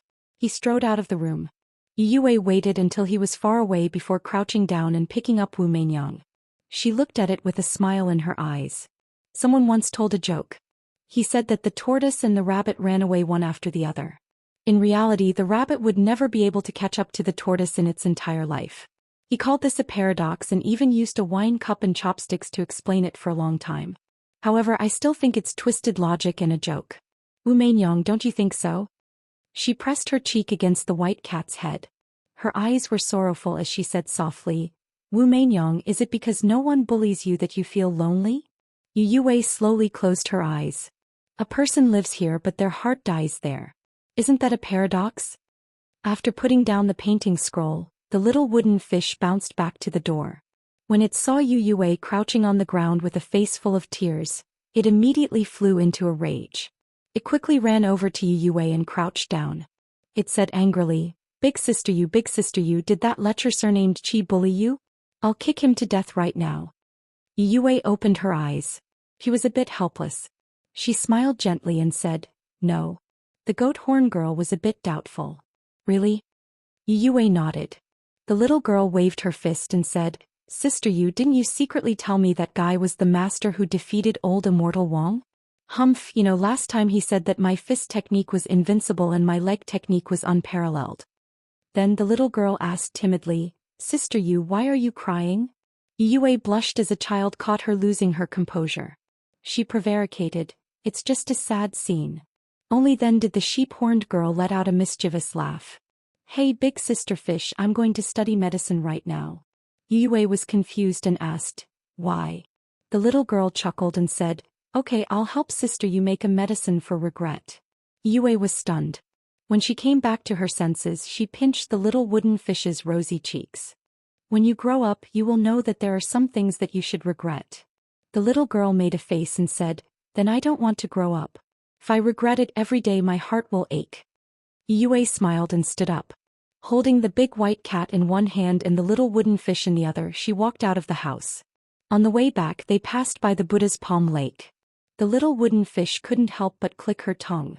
The snowman that the white-haired brother made last time was really, really big. For some reason, the goat-horned girl inadvertently raised her head to look at Big Sister Fish. She lowered her head as if she was looking at her own chest. Then her appearance was probably the delicate and alluring that the lechers often talked about. The little girl gasped. He understood. That guy who had once freeloaded at her house must have molested Sister Yu there. While the goat-horn girl defended Sister Yu, she was also curious. It seemed that Sister Yu wasn't angry. Instead, she was happy. She still didn't understand the love and hatred between adults. The little girl, who was the head of the household at a young age, sighed and said to herself, Sure enough, the name of the medicine for regret is forget each other in Jianghu, and the root of the illness is can't help each other in need. Chapter 1236. North of Beimang and Orange State, south of Xihai State, there was a famous Dunhuang city. The number one devil of Beimang, Luo Yang, used to be the lord of half of the city. With Luo Yang's betrayal of Beimang and the wrath of the empress, Luo Yang killed her way through the encirclement and entered Liyang territory. Since then she had completely disappeared from Beimang. However, this was like adding oil to the fire for Dunhuang City. Especially when the military god, Tuoba, was ordered by Her Majesty to sweep through the rear and eliminate all the unruly grassland forces. Although Helian Weiwu, the head of Xihai State, had always turned a blind eye to Dunhuang City and did not have much ill feelings towards it, and Murong Baoding, the head of Orange State, had always been regarded as the backer of Dunhuang City. However, this great turmoil that swept through Beimang's north court still affected Dunhuang City more or less. Many unruly grassland lords were forced to leave their territories to avoid Tuoba, causing them to wreak havoc like a swarm of locusts. Fortunately, the new general, Su Pong, was in charge of the army in Dunhuang City. There were also Yuan Duan, Duanmu Chongyang, and the others who held real power in Dunhuang City. The people in the city felt that as long as Dunhuang City did not raise its flag and rebel, Dunhuang City would not be so weak even if some unruly grassland forces wanted to take over the city. However, what made the people in Dunhuang City feel the most uneasy was the beautiful city lord. After quelling the bloody rebellion in the city, she disappeared. She had disappeared for more than half a year. At that time, not only were the ordinary nobles in the city unable to see her, even the old officials of the Yuan family and the Duanmu family could not see her. It was not until this year's summer that she leisurely returned to Dunhuang City. During this period of time there was a great deal of discussion. The entire city was filled with rumors and slanders, and all sorts of rumors flew about. Some said that this northern Mang's little empress had been lusted over by Murong Baoding's beauty and had been kidnapped. There were also some that said that she had been summoned into the imperial tent by the empress, and that she had been acknowledged as her niece. In any case, there were all sorts of bizarre rumors. Fortunately, the city lord disappeared for more than half a year and took back power from Su Pong, who had become a general overnight.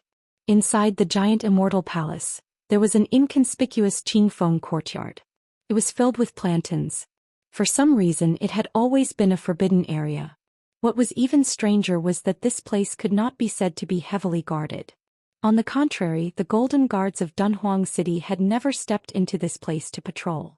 It was like a cold palace. At this moment, General Su Pong, who was rumored to be intolerable with the city lord, was sitting on a stone bench in the courtyard. Other than the mistress of Dunhuang sitting opposite him, there was not even a palace maid.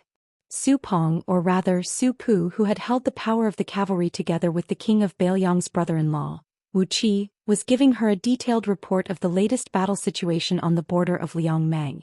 The southern court of Baimang's 3 elite cavalry armies had separately invaded Liangmang and Luzhou. However, the thunder was big but the rain was small. Apart from the cavalry army that invaded Luzhou, the two armies faced each other for a moment and then retreated without a fight. There was no news of the troops and horses that had rushed to Liangmang and Luzhou. No matter how hard the spies in Dunhuang City tried to dig up secret information, they could not obtain the slightest bit of information. It should be known that the #1 spy in Dunhuang City had already contacted an important figure in the southern court who was second only to the imperial edict of peace, but he still returned without any results. Su Pu did not believe that this was some bullshit general who did not obey orders. Either this was a last-minute plot by Fatty Dong, or this was an established policy that the imperial edict of peace had long planned. Regardless of which it was, Su Pu felt a sense of suffocation as if a storm was coming. If he was a general of the Bailiang frontier army, he could remain calm and collected. However, he was now an outsider, in Dunhuang City in the hinterland of Baimang, who could only watch the fire burning across the river. It was inevitable that his chest would be filled with depression. That woman was not only a first-rate maidservant of Bailiang Palace's Wutongin, but also a loyalist of His Royal Highness. She was also the lord of Dunhuang City and a top assassin in Baimang. When Sweet Potato heard the vanguard cavalry retreat without a fight, he said softly, "Uncle Su, the great general had painstakingly built Liangzhou and Yuzhou for 20 years when he was alive. With the old General Yan Wenluan guarding Yuzhou, Chu Lushan is personally overseeing the northern pass of Liangzhou. Dongzhuo wants to attack Liuzhou first, and Baimang wants to use Liuzhou as a breakthrough point. Our Bailiang wants to use Liuzhou as bait. Both sides have their own goals. In the end, it seems like it depends on whether the terrain wins or the people win." Su Pu said calmly, "If Baimang is determined to fight to the death with Liuzhou, which has no city to defend, will definitely not be able to defend. The key is how much meat will be cut off from Liangmang in this slaughterhouse. In my opinion, even if Baimang loses 150,000 elites in Liuzhou, as long as Bailiang loses 50,000, as long as we cross this boundary, even if we lose just one more soldier, then Bailiang will have already lost this battle. Defending the northwest of Liangzhou and defending the north of Yuzhou is just to buy time for Liang. Bailiang, Baimang and Liyang are 3 pillars. Liang can afford to waste the most time and national strength, Baimang is close behind, and Bailiang is the most stretched." Sweet Potato said worriedly, "The 30,000 Long Xiang army is all in Liuzhou." Su Pu said sadly, "This is actually His Highness declaring his position to the Bailiang people. If we defend the country and fight to the death at the border, when we lose, there will definitely be someone surnamed Su among the dead." Sweet Potato asked, "Is it worth it?" Su Pu did not answer. Sweet Potato asked and answered his own question, "There are many things that cannot be said whether it is worth it or not." Sweet Potato suddenly asked, "Uncle Su, how is that little eunuch Dong shows martial talent?" Su Pu smiled and said, "His talent is average but his roots are pure. On the path of martial arts, it is not said that only those with extraordinary talent can achieve good results. Moreover, the secret manual that the city lord selected does not care about innate talent, it only cares about the accumulation of time. Sweet Potato bit his lips and said regretfully, "It is not that there are no shortcuts to martial arts that can achieve instant results, it is just that they are not suitable for this simple and honest youth. However, I will not be at ease with an intelligent martial arts prodigy." Su Pu nodded and also sighed. It is difficult to be satisfied with people, and it is difficult to do things as you wish. Sweet Potato looked at the sky. Su Pu gently got up and prepared to leave the courtyard. Sweet Potato smiled and asked, "Uncle Su, I still have a few jars of green ant wine here, why don't you take it back and drink it?" Su Pu looked at the tightly shut door with a gratified expression, then laughed and said, "The knot in my heart has been untied, there is no need to drink." Sweet Potato watched Su Pu leave, then turned and walked into the house. He opened the door and quickly closed it. All the tables and chairs in the house were wrapped in cotton cloth, and there was also an exquisite cradle that seemed to be used for sleeping children. She tiptoed towards the cradle, the smile on her face was warmer than ever. She squatted in front of the cradle and called out softly, "My little Sweet Potato, grow up quickly, then go and give your father a big scare." Chapter 1237. Jianghu is bustling. Mount Hui suddenly sends out hundreds of invitations to the entire Jianghu world, inviting all the heroes in the world to go to the towering moonless tower on the snowy plateau. Almost no one doubts or sneers at this, because the newly emerged Mount Hui's fist may not be big, but it is definitely hard enough. Legend has it that she was once the guest of the new King Liang, and then they parted ways. She intercepted Wang Xianji on the Yangtze River, which is an undeniable feat. Her life was hanging by a thread, but it was a blessing in disguise. She is already a real celestial state. God knows if she will become a terrestrial immortal after the closed-door training. There were even busybodies who added fuel to the fire, saying that when Crown Prince Zhou Xian was casually touring the south, there was also a secret and wonderful story between him and this purple-robed woman. Mount Hui, which is already full of visitors, is now climbing the mountain. Some experienced Jianghu old foxes start to count which gangs and sects have arrived. For example, the little immortal Wu Shizhen of the Qingyang Palace of Mount Qingqing is staying at the Mount Hui abode. Also, the master of the Quick Snow Mountain Villa, Wei Qi Liangfu, brings his beloved daughter Yuqin Youquan, who is entering Jianghu for the first time. The leader of the new Dao Zhuangtai in the northern Liaoxi also swaggers up the mountain. Lin Hongyuan, the young palace master of the southern border Dragon Palace, appears as magnificent as before.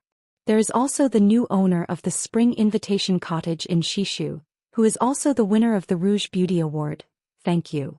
When she appears, she is regarded as a celestial by countless men. However, when they think of her inextricable relationship with the king of Shu, Chen Zhibao, no one dares to make trouble. Mount Longhu has been neighbors with Mount Hui for hundreds of years. The new Taoist master Zhao Ningxian personally comes out of the Taoist master mansion to visit the snowy plateau. Usually, it was as difficult as ascending to the heavens to bump into one of these elusive big shots in Jianghu. Now that they had appeared one after another, it was a feast for the eyes of the onlookers who were not qualified to be honored guests of the moonless brothel.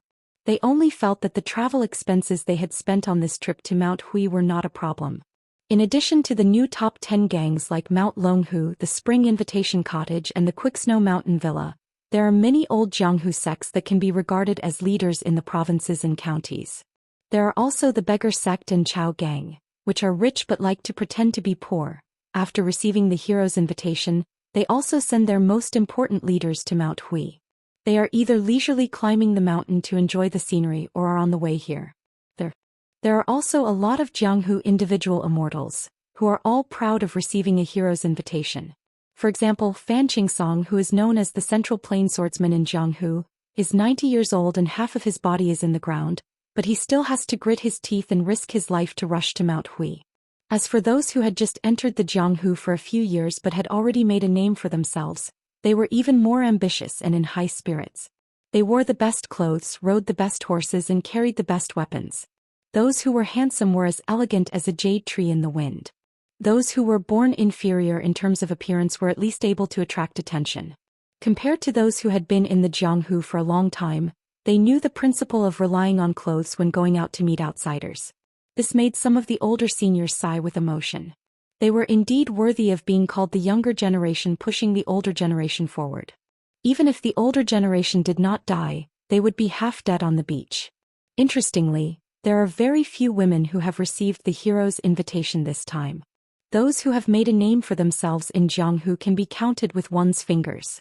However, even if Mount Hui does not invite them, it does not mean that they are willing to miss this rare Jianghu event. Those who have strong connections will go hand in hand with the big sections. For the time being, those who have not made a name for themselves in front of the sect leaders and sect leaders will not lose face. In any case, they will shout at some of their admirers who are willing to pay for them. Most of these women are not ordinary, either openly or secretly competing with each other for beauty. Unknowingly, they have added countless topics of conversation in Mount Hui. It is one thing to join in the fun and visit Mount Hui to see the immortals, but finding a place to sleep is a real problem. In the surrounding counties, towns and villages, as long as there is a place for people to live, it is crowded. Not to mention the inns, even the houses of the inns are opened with money. Nowadays, the neighbors around Mount Hui are busy arguing every day about who has more Jianghu experts. For a time, all kinds of people are mixed in here. It is not that there are no criminals or people who want to fish in troubled waters, but they are all expelled or even killed on the spot by the foreign official of Mount Hui who is in charge of patrolling outside the mountain. During this period, there are a few people who have crossed the river and disregarded the law. In the end, the great foreign official Huang Fangfo personally killed them. After that, from the county magistrate to the prefectural governor, there is no one to collect the corpse. This is the first time that Jianghu has seen the hidden power of Mount Hui. Thousands of people in the martial arts world racked their brains, wanting to reach even higher places in Mount Hui. Even if they were able to show their faces at the sword comprehension steel, it would be a great fortune. Perhaps being in Jianghu was a journey to climb high and look far. Some people stop at the foot of the mountain, some people struggle to reach the waist of the mountain, and then they can only look at the backs of the people. As the lucky people climb higher and higher, there are fewer people at the top. Until they are qualified to be secretly happy, but on the surface, they say that it is lonely at the top. Even though there were still 3 days before the start of the martial arts tournament, there were still plenty of tourists. The paths leading up to the mountain were already packed with people.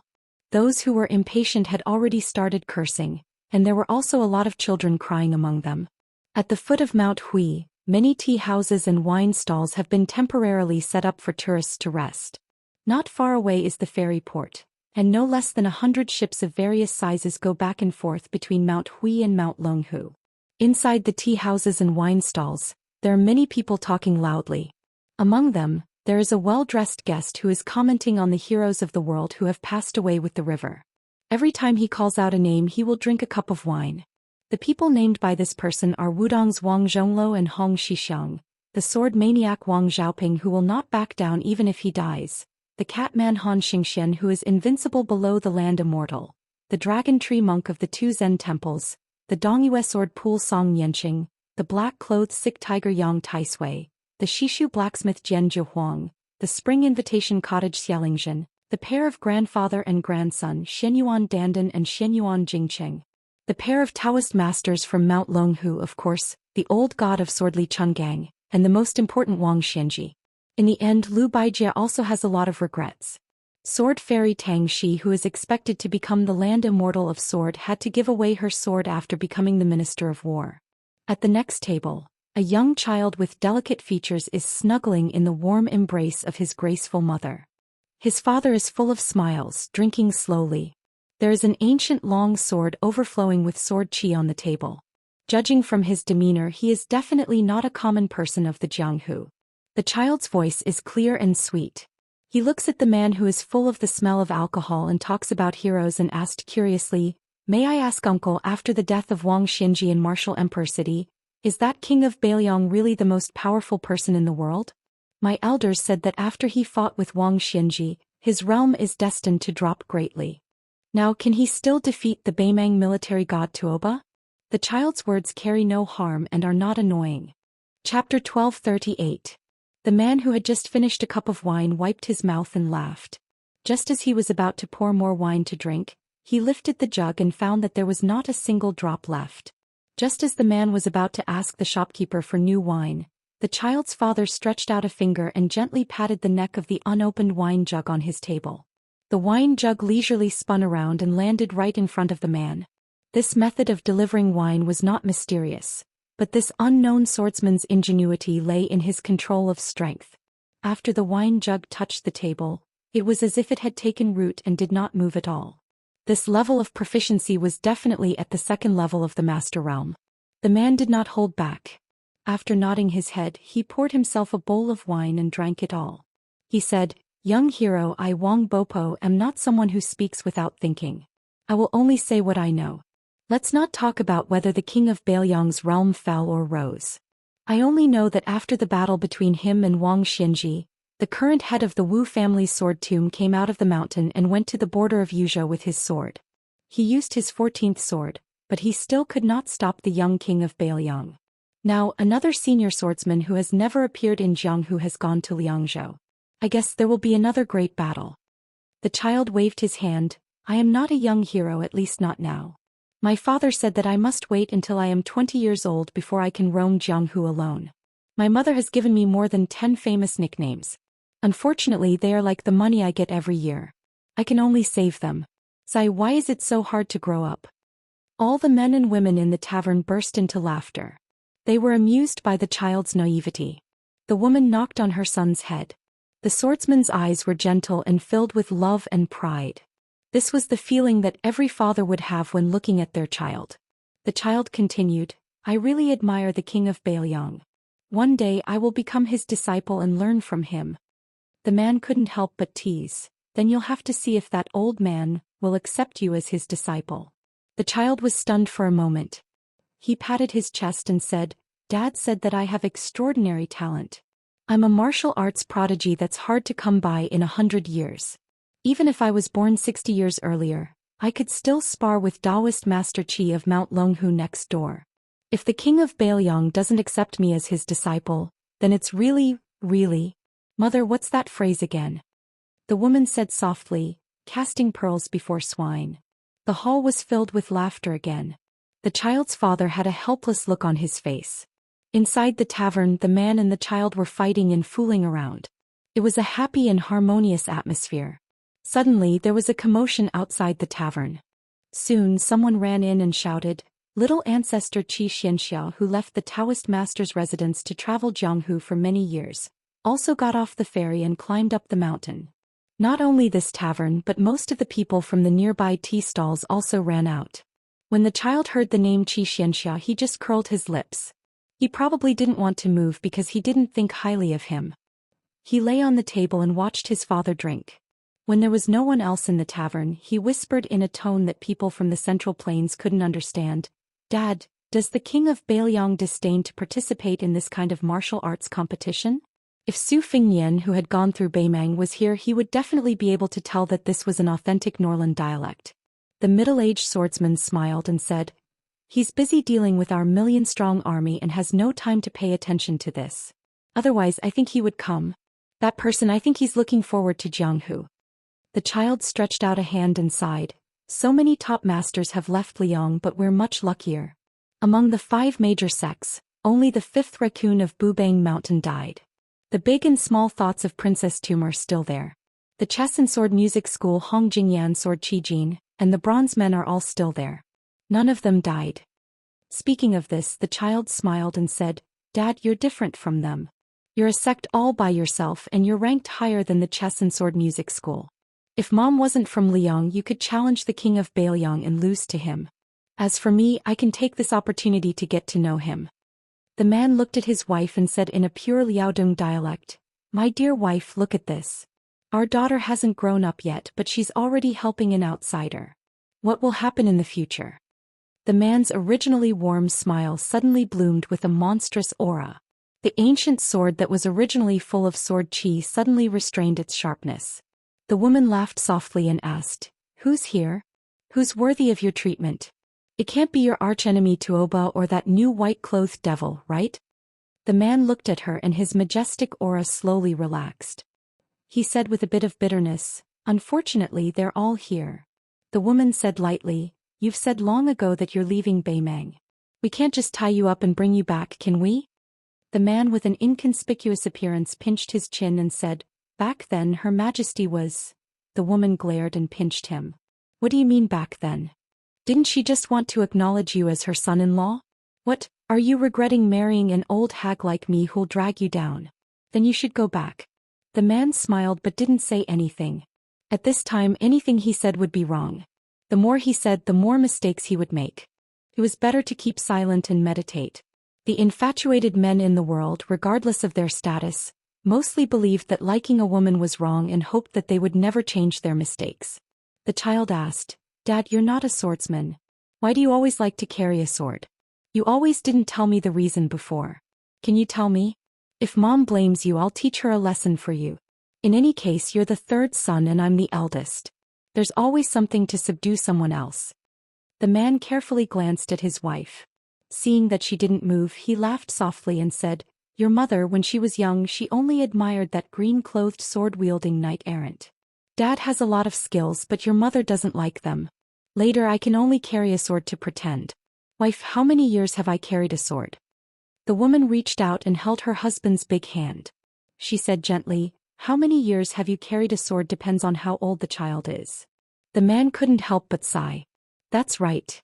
Outside the wine shop, a short middle-aged man with long arms like an ape glanced at the wine shop. He hesitated for a moment and continued to climb the mountain. He was inconspicuous in the crowd. He, whose surname was Tuoba, chose Mount Hui for the first time in his life to enter the Liang dynasty because Wang Xinji didn't wait for him and Su Fingyan was already waiting for him at the border of Liangmang. Then the snow plateau where heroes gathered became his first choice. After this person climbed the mountain, 3 new guests came to the wine shop. One was in white, one was in red, and there was a burly man with a bag on his back. They sat across the table from the family of 3. The man who didn't practice the sword but carried a sword with an even more shocking sword aura smiled. He didn't look at the handsome man in white. Instead he looked at the man with the bag on his back and asked, "Deng Mao, the loser of the loser. Why? Do you want to bully me because you have helpers?" Deng Mao said with a cold face, "Don't you also have 3 people?" The man was stunned by this very cold joke. "You're as shameless as you used to be." Then he ignored Deng Mao, who had a broken spear in his bag, and turned to look at the woman in white and the woman in red. "Luo Yang, you destroyed that divine weapon in the icy plains of the extreme north and ruined the battle between Tuoba and Wang Xinji. Why didn't he cause you any trouble when he brushed past you?" The master of Zhulu Mountain in white looked indifferent. She poured herself a cup of wine and didn't say anything. The child suddenly broke the silence and said with a smile, "You're Luo Yang, right? Among the men in the world, I only admire the king of Bailiang, my future master. Among the women I only admire you. Why aren't you 2 together? I can call you master and mistress together in the future." Luo Yang laughed and raised her head to drink the wine in the cup. Chapter 1239. Like a bolt of purple lightning, a streak of purple suddenly fell from the top of the plateau onto the ferry. Countless mountaineers were shocked. Xianyuan Qingfeng, who had come out of seclusion, stood on the ferry and looked at a yellow dragon warship under the command of the Qingzhou Navy. An armored officer stood at the bow of the towering ship. Swords and halberds were everywhere on the ship, giving off a different aura than the local Qingzhou soldiers. As the ship approached, the people of Jianghu who had better eyesight all saw a flag with an unexpected word written on it. Su. After recognizing the flag that was fluttering in the northwest of the dynasty, the relatively unfamiliar sabers on the waists of the armored soldiers were on the verge of being called Cold Saber. Xianyuan Qingfeng narrowed her long and narrow eyes. Her mood was far more complicated than her tranquil expression. She didn't care at all about the Bailiang officer standing at the bow of the ship, Hong Yu, who had once been the second guest of Mount Hui after Huang Fengfua. Although he was a martial artist of Jianghu, he was proficient in the art of war, especially cavalry warfare. Later on, he followed that person to Bailiang and didn't hesitate to bear the infamy of being a slave of 2 surnames, hoping to make a name for himself on the battlefield. However, after joining the Bailiang army, he never made a name for himself. Xianyuan Qingfeng originally thought that Hong Yu would be depressed, but unexpectedly, a secret letter arrived on the plateau. The letter said that before the martial arts convention began, Yozhou's new valiant cavalry commandant Hong Yu would lead 100 elites to escort over 90 large chests as a gift to Moonless Pavilion to congratulate Xianyuan Qingfeng on her glorious ascension to the position of Martial Arts Alliance Chief. The letter even used the teasing words unifying Jianghu. Xianyuan Qingfeng sneered and muttered to herself, "You're clearly about to die, but I don't see you speaking so nicely." Inside the large chests on the ship were the treasured secret manuals of Mount Qingliang's Tide Listening Pavilion's armory. Moreover, they were all first-rate rare books. Xianyuan Qingfeng looked at the rolling river before her. The great river flows east and never returns. Do you want to scatter your wealth and never return? Back then, when I was facing a great calamity, I had to leave you for the sake of Mount Hui's business and my father's dying wish. At that time, you were just an ant in the eyes of the top 10 on the martial arts ranking, but you still didn't hide or retreat. Now that you've become the world's #1 and have 300,000 cavalrymen under Bailiang, you're just facing a Beimang and you're starting to make arrangements for your death? Xianyuan Qingfeng, who was in seclusion cultivating the heavenly Tao, suddenly felt a wave of anger. Deep down, she had actually always regarded him as her goal. The two of them were different from almost all the other martial arts experts in Mount Liyang and Beimang. They hadn't been practicing martial arts for long, and their talents couldn't be said to be rare. They had only managed to reach the peak of Jianghu step by relying on opportunities earned by risking their lives over and over again. Xianyuan Qingfeng, after almost all the experts on the snow plateau died, in order to turn the tide, she abandoned herself and fell into the demonic path, almost destroying her own life. Then she made a deal with him in Bailiang and absorbed the fate of the Imperial Jade Seal to stabilize her realm. After the battle with Wang Xinji, she used Wang Xinji's God-connecting power to sever her emotions and all the karma of the mortal world. She narrowly passed the personal barrier, and returned to her original state, a level higher than that of the Daoist embryo and sword embryo of the Buddha. In the end, because of her out-of-body state, Zhao Huangchao, who had a great connection with the Zhao clan of Liyang, escaped from an incomplete black rainbow and fled to the snow plateau before his death. He instilled all the knowledge he had learned in his life into her, allowing her to reach a higher level. She was confident that she could fight Tuoba and Dong Tai with all her strength, although her odds of winning were slightly lower. However, she wasn't even 30 years old yet, and her realm was advancing at a tremendous pace. What martial god of Beimang? What peach blossom sword god? Sooner or later she would trample them under her feet and turn them into stepping stones for the terrestrial deva, Xianyuan Qingfeng. She firmly believed that the new century of Jianghu was nothing more than a matter between her and him. In the end, he emptied his arsenal in one fell swoop and left her with only his back facing the north. I blocked the river because I wanted to be even with you. You gave me the book because you wanted to be even with me? For some reason, only on this side of Mount Hui, the heavy rain suddenly fell and the mountain was covered in mud. For some reason, Xianyuan Qingfeng didn't reveal any of her qi to resist the sudden rainstorm. However, the moment the raindrops touched her body, her figure flashed and disappeared. In the next moment she was already walking on a mountain path, allowing the rain to splash on her body. Her purple robe was soaked and wet. The yellow dragon ship was about to dock. Hong Yu raised his head and looked at the huge rock on Bull Hill. The corners of his mouth curled up. Did this count as him returning home in glory? In the Liang dynasty, there were many surplus generals and commandants, not to mention military commandants. However, who would dare to look down on a military commandant of Bailiang, one of the 16 veteran commandants, the valiant cavalry commandant?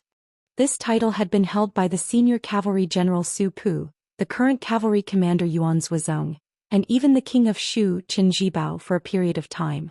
Hong Yu was an honest and strong man. Just by looking at his appearance he looked like a middle-aged villager who spent most of his time in the yellow earth and back facing the sky. In Mount Huishan, it was as if he had always been a head above Hong Yu. Moreover, he himself had never treated the Great Snow Plateau as a place to retire. Hong Yu had his eyes on one person in northern Liang, the Yuzhou general Huang Fucheng. This person came from Jianghu and relied on selling to gain his position as a border official. He had practically paved a broad path for Hong Yu to follow. In Mount Hui, other than Xianyuan Qingfeng, he did not dare to look down on Mount Hui. Huang Fengfua, a guard dog, was no longer in his eyes. It was hard for Hong Yu not to feel happy. However, even so, Hong Yu still had to carefully observe the expression of a young woman beside him. The leader of the fish dragon gang, Lunarong, was not worth mentioning in terms of martial arts or family background. However, Hong Yu had heard that she was inextricably linked to the king of Bailiang. To be honest, along the way Hong Yu could not understand why the picky Su Fingyan would choose such an ordinary-looking Jianghu woman. After Qin Jibao entered Shu, he had at least supported a beauty named Xia. If he placed such a pretty girl beside him, she would at least be pleasing to the eye. Then what was the king of Bailiang after? Hong Yu was puzzled. Could it be that the Jianghu people in Bailiang were just teasing Jianghu people? As a bystander, Hong Yu did not understand. As a participant, Lunarong did not understand either.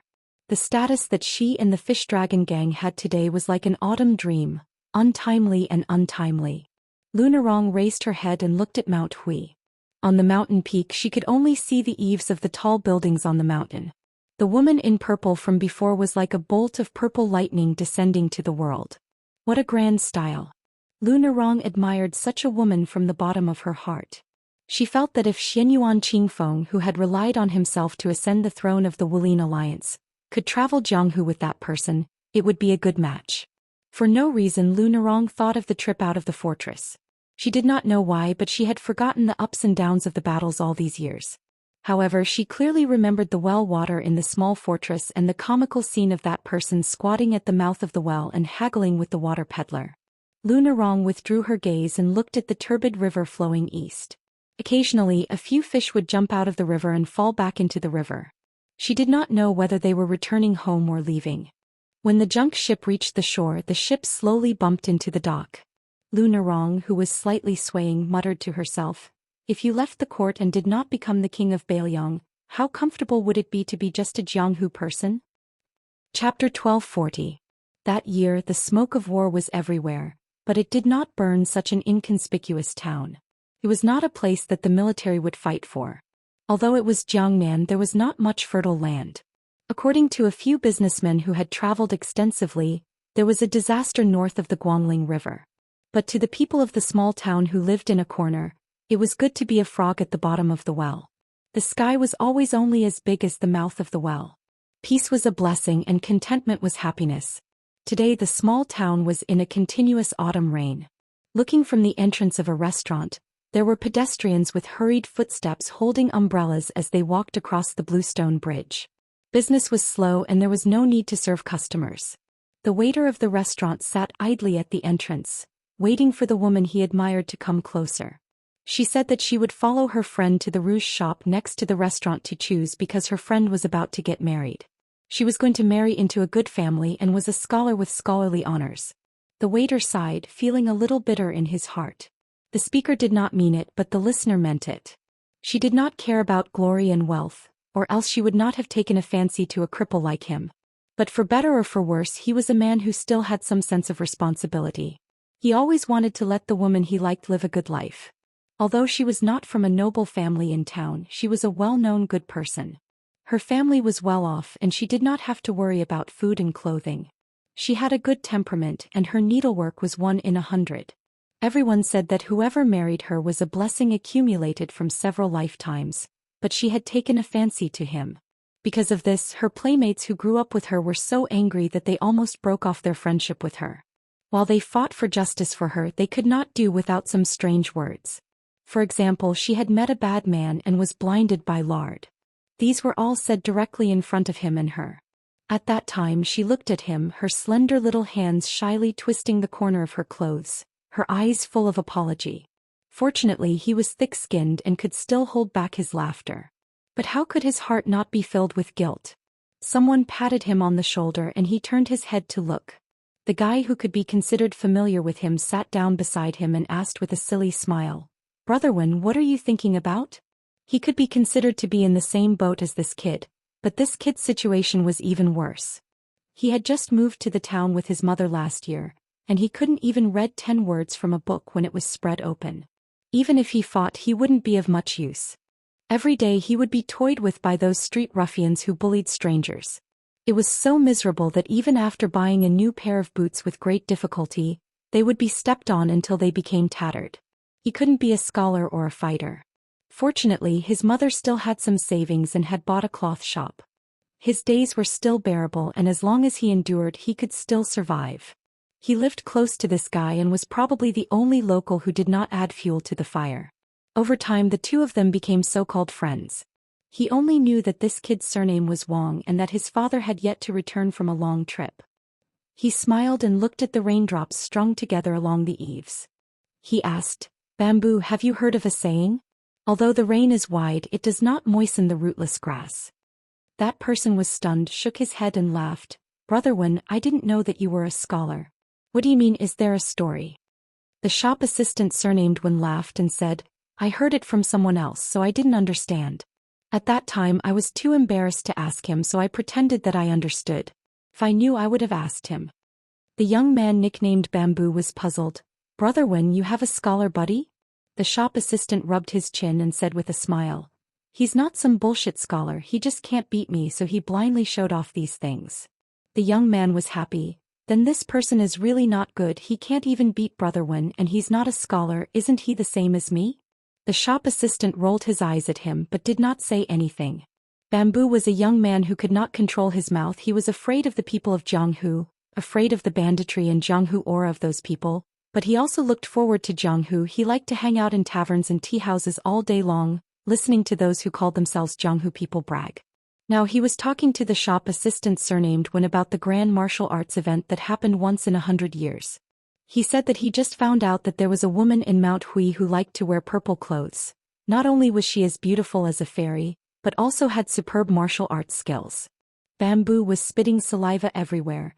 He did not notice that Brother Wen beside him was either rolling his eyes or smiling absent-mindedly. Bamboo's mouth was dry. He was not a particular person. He bent down and reached out to cup a handful of rainwater, drank a mouthful and pretended to be heroic. "Good wine." The shop assistant smiled and joked, "You even drank the taste of Jianghu?"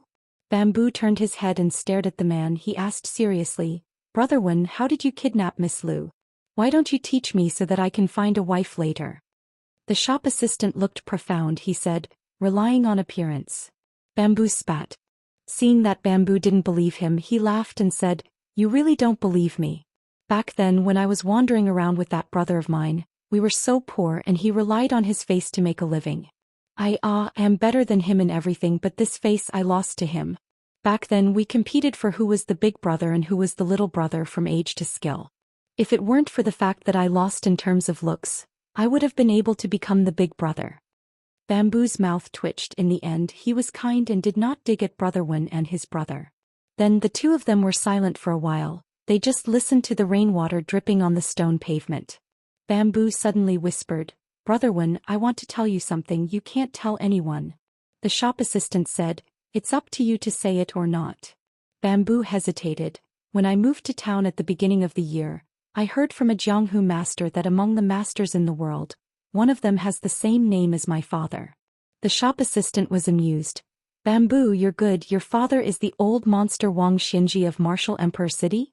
Bamboo was angry. He shouted, "Nonsense, it's the 11th in the world."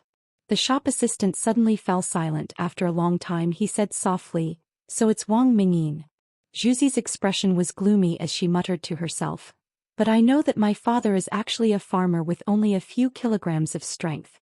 It's not a big deal. It's even better if he's not the 11th in the world who died outside Xianxia City. Mother and I can wait for him to come home one day." The shop assistant sighed. He did not know how to comfort him. He just patted his shoulder. Bamboo suddenly stood up, pointed at the small bridge and laughed. "Brother Wen, I won't delay you, I'll go first." The shop assistant surnamed Wen followed Bamboo's finger and saw a woman holding an umbrella across the bridge, slowly walking over. He stood up with a bright smile. The first time he saw her was when they met by chance at the town's market when he returned home. At that time her friends laughed at him for being a cripple. They did not speak well and treated him as a lecher. She was the only one who was different. In the past, Xiaoyan said that he fell in love with every woman he saw and fell in love with anyone at first sight. He originally thought that when he met the woman before she returned home, she would be the last woman he fell in love with at first sight, and in fact it was indeed so. After that he no longer fell in love with anyone at first sight, but after meeting her in the small town he felt that if he could spend the rest of his life with her, it would be better than anything else. He jogged out. She had just walked off the bridge. There were advantages of being small in the small town.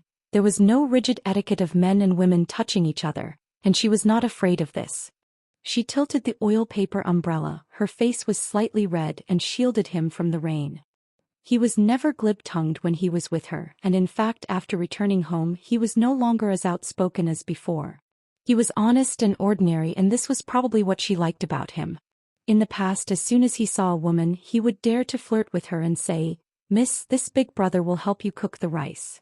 If the woman ignored him, he would say, "Miss, you must have cultivated 3 lifetimes of fortune to be able to meet me. If you don't marry me, you must have suffered 8 lifetimes of bad luck."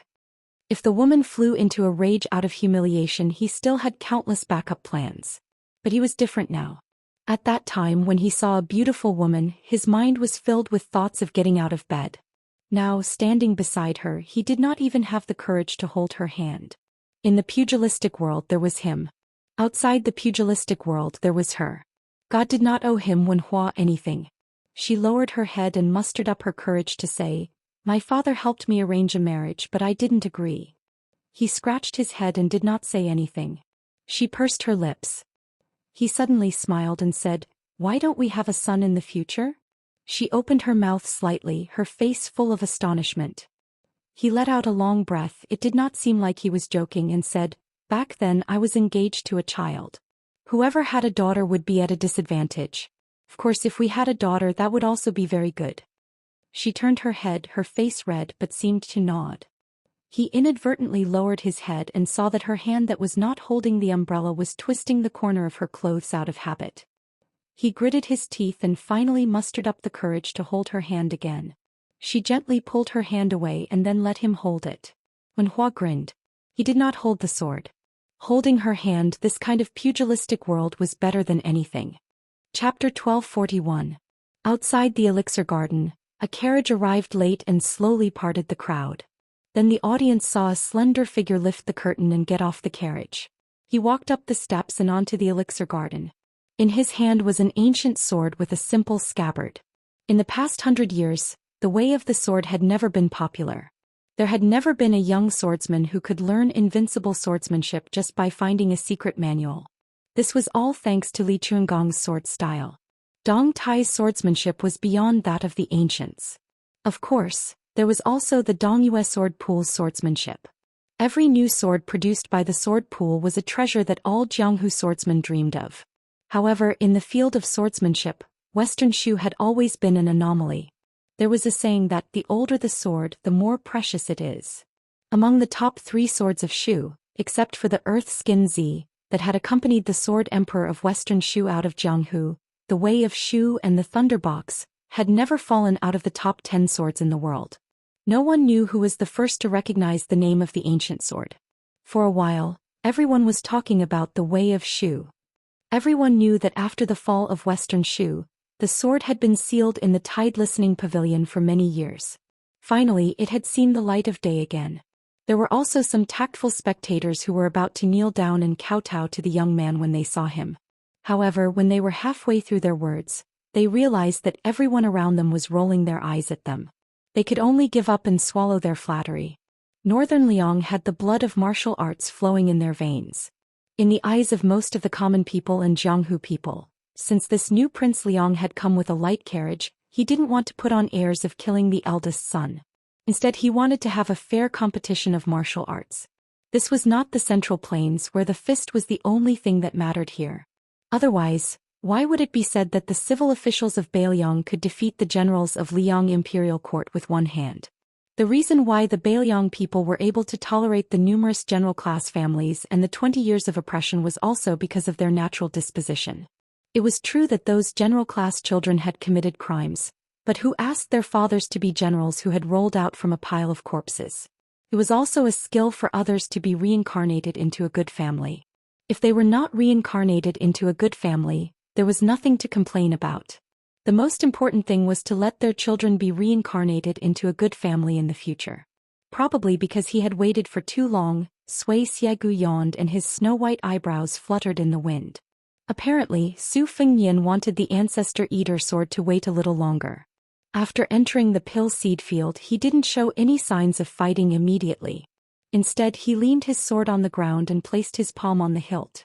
This kind of appearance in the eyes of the spectators outside the field could really be counted as the so-called Yuji Yuanqi experts' demeanor.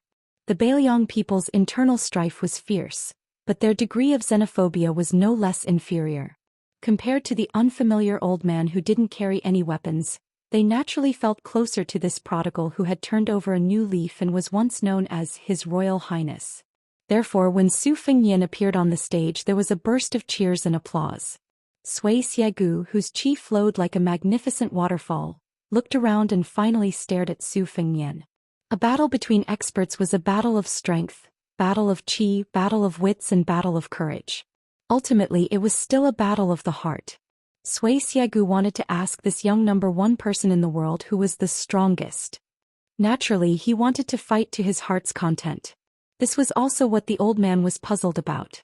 If the Tide Listening Pavilion restricted the movements of both parties, wouldn't the Pill Seed Field be even more restricted? However, since the kid had called for a battle here, Sui Xiegu couldn't be bothered to reject. After all, if the innocent were to be implicated, it would be the people under this guy's rule. Sui Xiegu had been in the Jianghu for almost 100 years and had always been alone. There was nothing to be concerned about.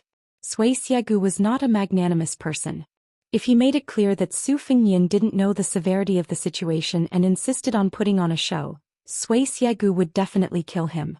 As for whether the enigmatic Su Yanbing would chase after him for thousands of miles, or whether the Beiliang's 300,000-strong cavalry would chase after him, why would Sui Xiegu care? If he really wanted to argue, the sword-eating elder was more worried that the old lady from the Guanyin sect would hold a grudge against him. However, that was all.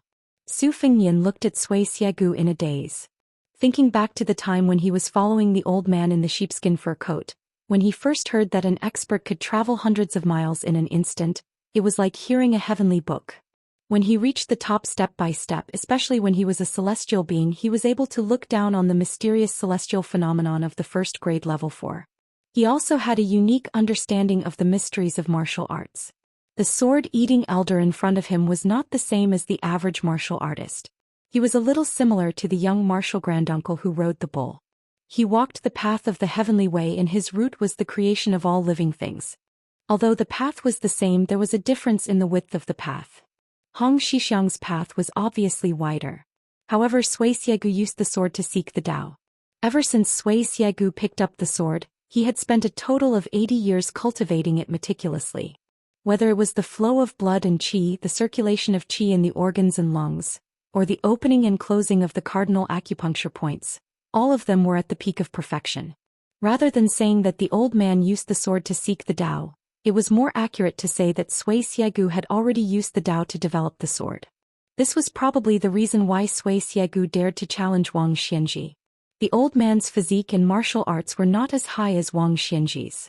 However, as long as Wang Xianji did not dare to claim that he was superior to the heavenly way, then both of them would have a chance. At this moment, there was a white rainbow that came from tens of thousands of miles away and crashed into the pill garden. Everyone subconsciously closed their eyes to avoid the dazzling light. When they slowly opened their eyes, they did not know why there was still nothing strange in the pill garden. The old man with snow-white eyebrows was still there, and the new Prince Liang Su Fengnian was also calm. Other than that, there was nothing else on the pill garden. However, Sui Xiegu seemed to be angry and grunted. Su Fengnian, whose palm was placed horizontally on the sword hilt, suddenly smiled as if a knot in his heart had been untied. Chapter 1242. Back then he had once met the grand tutor of Beimeng, Li Qingshan, for the second time on the muddy road. He did not know whether it was before or after, but it was also good karma. The Qilin Daoist had said he was about to ascend, and he had indeed ascended. However, before Li Qingshan ascended, he had visited Beiliang as a streak of light and personally brought a message to Su Fengnian. It was a pity that apart from Sui Xiegu, who possessed a profound cultivation, no one else could appreciate such a shocking scene. The several thousand people outside the pill garden fields only took a blink of an eye, but to Su Fengnian and Li Qingshan, it felt like the time it took for a stick of incense to burn. After Li Qingshan ran into the pill garden fields, he staggered, almost colliding with Su Fengnian. After being supported by Su Fengnian with a smile, the old Daoist smiled brightly, but there was a hint of self-mockery in his voice. Since it's my first time ascending and I've ascended to the high grade of the 18th grade, I thought I'd only ascend to the mid-grade at most. Even I found it rather difficult to control myself. It's mostly because of you. If I hadn't come, I wouldn't have been able to justify it. Su Fengnian bowed slightly. Congratulations on forging an immortal Daoist. Li Qingshan extended a finger and pointed at the top of his head. Let's cut to the chase. My superiors are watching. I'm treated as a living immortal in the human world, but I'm just a rash newcomer there. I'll have to act according to their mood. I've taken the liberty of coming here this time to say some last words to you. You can treat them as the last words of an immortal. After all, whether or not there will be any ascended immortals in the future is another matter altogether. Let's not talk about that. Su Fengnian, I'll ask you something. You just have to ask yourself. I have to leave after asking. I don't want to hear your answer. Su Fengnian answered politely, please ask, Daoist. I'll think about it carefully. Li Qingshan straightened his face and asked sternly, cultivators attaining immortality and ascending to the ranks of immortals. Are you challenging the heavenly Tao? Practitioners of martial arts cultivate their bodies and maintain their health, prolonging their lives. Are you competing with the king of hell? Since both of them go against the common sense of heaven and earth, why are there still ascended celestials and level 1 experts? Su Fengnian couldn't help but laugh. Are you here as a lobbyist for this world? Li Qingshan shook his head. Think about it again.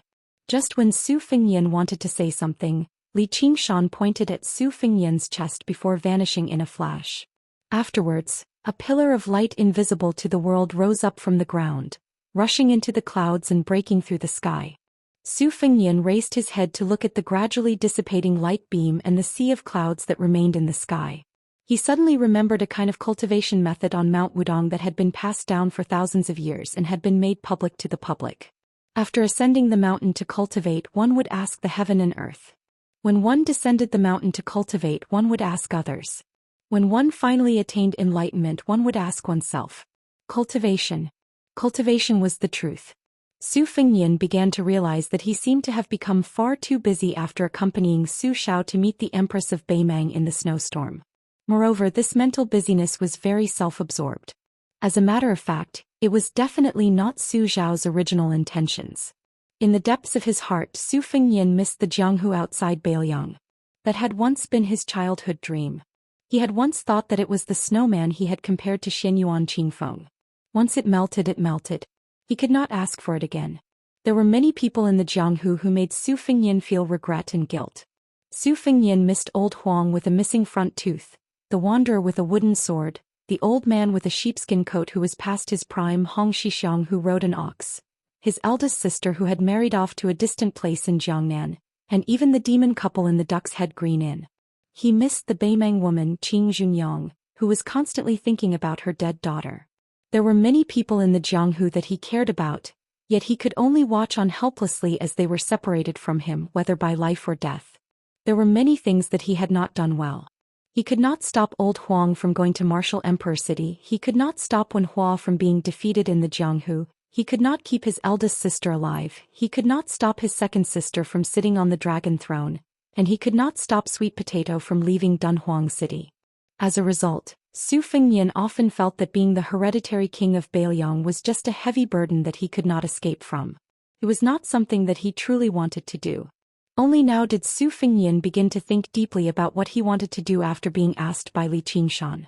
Su Fengnian gazed at the 9 heavens and said gently, "The heavenly path is a single plank bridge that only the heavens can walk on. The great path is a broad path that everyone in the secular world can walk on." He had no idea just how similar this sentence was to Li Yufu, who could make countless bolts of lightning roll through the world. In the end, Su Fengnian said to himself, "What do I want to do? So simple. I just want to be Su Xiao's son." Su Xiao gave so many desperate commoners a path of survival in the spring and autumn period. As his son, I want to guard this path. If anyone refuses, I'll make them agree. Sui Shigu, who had been waiting for a long time, rolled his eyes and said impatiently, "Kid, are you going to fight or not?" Su Fengnian smiled apologetically. He raised his hand and the Shudao sword emerged from its sheath. However, at this moment, a woman's voice suddenly rang out in everyone's ears. "Sui Shigu, get down here." Su Fengnian took pleasure in Sui Shigu's misfortune. He smiled and asked, Old Senior Sui, are you going to fight or not? Sui Shigu's expression stiffened. He gritted his teeth and said, I'm going to fight. Why wouldn't I fight? Tantai Pingjing, there's no place for women to speak here. Su Fengyan restrained his smile and said, it's fine. Li Chungang said that everything in the world is a matter of one sword. He glanced at the Shu Dao and said softly, go. The ancient sword Shu Dao instantly disappeared. Sui Shigu suddenly raised his head. Su Fengyan smiled and said, but this sword of mine is a bit too much.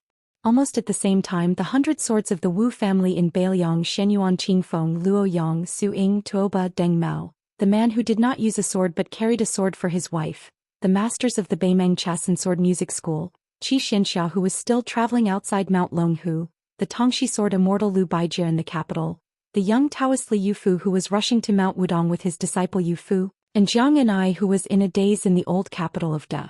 Chu all raised their heads at the same time. Especially Jiang and I who hesitated and muttered to himself, borrow. The Wu family's sword tomb, Dongyue's sword pool, and the chess and sword music school were widely recognized as the places with the most swords in Jianghu. All the famous swords in the world flew into the sky to Beiliang. Chapter 1243.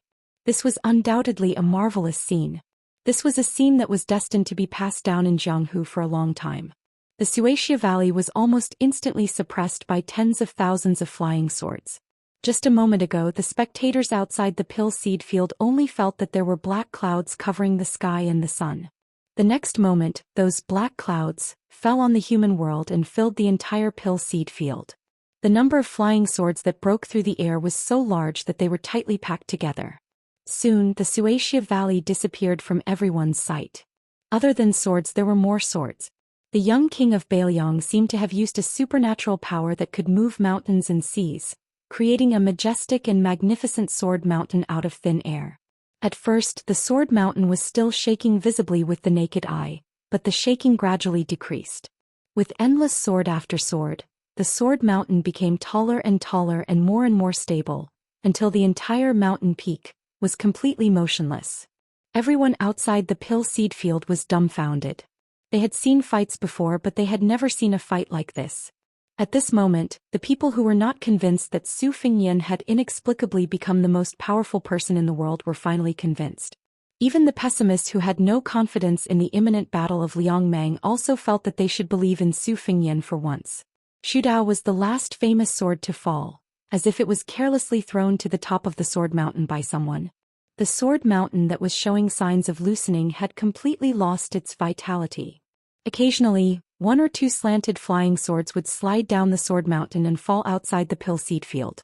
A tall woman standing far away under the eaves of a house on the street curled up the corners of her mouth. She glanced at the sword mountain that was more than 300 feet high and mocked, I told you to scram, but you didn't. Your century-old reputation is destroyed in a day. Su Fengyan did not stand at the foot of the mountain, nor did he return to the carriage. Instead, he silently appeared under the same roof. The woman who was taller than him looked at him and saw that Su Fengyan's face was pale but radiant. It seemed contradictory, but in fact it was not. Tantai Pingjing saw it as a matter of course. Back then her master was the same. His body was not strong, more like a weak scholar. However, her master's eyes were always as clean as the eyes of the young man in front of her. It was so clean that when her master pointed at the river python for her for the first time, she forgot to admire the white python that was about to transform. She only had eyes for her thin master. Even after decades, his master's catchphrase seemed to still ring in his ears. Big fool. Staring at Su Fengyan, Tantai Ping smiled calmly, like a little girl who had gone through untold hardships to find her favorite object. Su Fengyan did not know the inside story. Instead, he felt a little creeped out. She was old, let alone a woman who was 100 years old. She suddenly showed such childish behavior. Even with Su Fengyan's thick skin and wisdom, he could not bear it. Su Fengyan, who wanted to chat, quickly swallowed back the words that were at the tip of his tongue. Tantai Pingjing's loss of composure quickly disappeared. She recovered the indifferent expression of the chief great-grandmaster of the Qi cultivators in the south. She shifted her gaze and said calmly, "What is the name of this sword move? Does it have a name?" Su Fengyan smiled and said, "Isn't giving a famous name to a move something that only the common people would do?" Senior Tantai, do you also have such a tacky habit? She said, I also need to eat, drink, defecate and sleep. I also know how to burp and fart. Why is it not tacky? Back then, Su Fengyan advised Wen Hua not to be too infatuated with those unattainable heroines and fairies in the pugilistic world. This was because they also needed to defecate. Could it be that they could produce a flower by defecating? It was similar to Tantai Pingjing's self-mockery. But after all, this was the resentful words of Beggar Su when he was in trouble. Now it was difficult to find joy in the midst of bitterness. Su Fengyan's mouth twitched. He smiled embarrassedly and said, It's different. This is tacky and unbearable when others say it. But when it comes from Senior Tantai, it still sounds like a fairy. Tantai Pingjing looked past the crowd that still refused to disperse.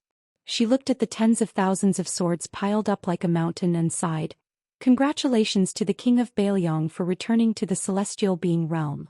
Su Fengyan lowered his voice and said, If one day, she interrupted Su Fengyan and gave a straightforward answer, I can lend it to you. Su Fengyan curled his lips. It was easy to talk to a smart person, but it was really boring. He rolled up his sleeves and looked at the magnificent sword mountain with Tantai Pingjing. It was supposed that only the master of all the swords in the world could move here. He thought of some past events. A long time ago he liked to carry swords and sabers, but they were just embroidered pillows. She had a divine talisman, but it was not much better. Su Fengyan couldn't help but sigh. Tantai Pingjing asked, When will we go to the border of Liangzhou to supervise the war? Su Fengyan said slowly, In a few days. Let's wait for the Golden Thread Weaving Bureau to send the new king's robe here first. Chapter 1244. With the Pill Garden as the center, Liangzhou city was so congested that not even a drop of water could trickle through. Because the battle had ended too quickly, many people outside only saw the scene of flying swords falling like rain. They did not know that the battle had already ended, so they continued to fight their way to the Pill Garden. This made it impossible for a large group of spectators to leave.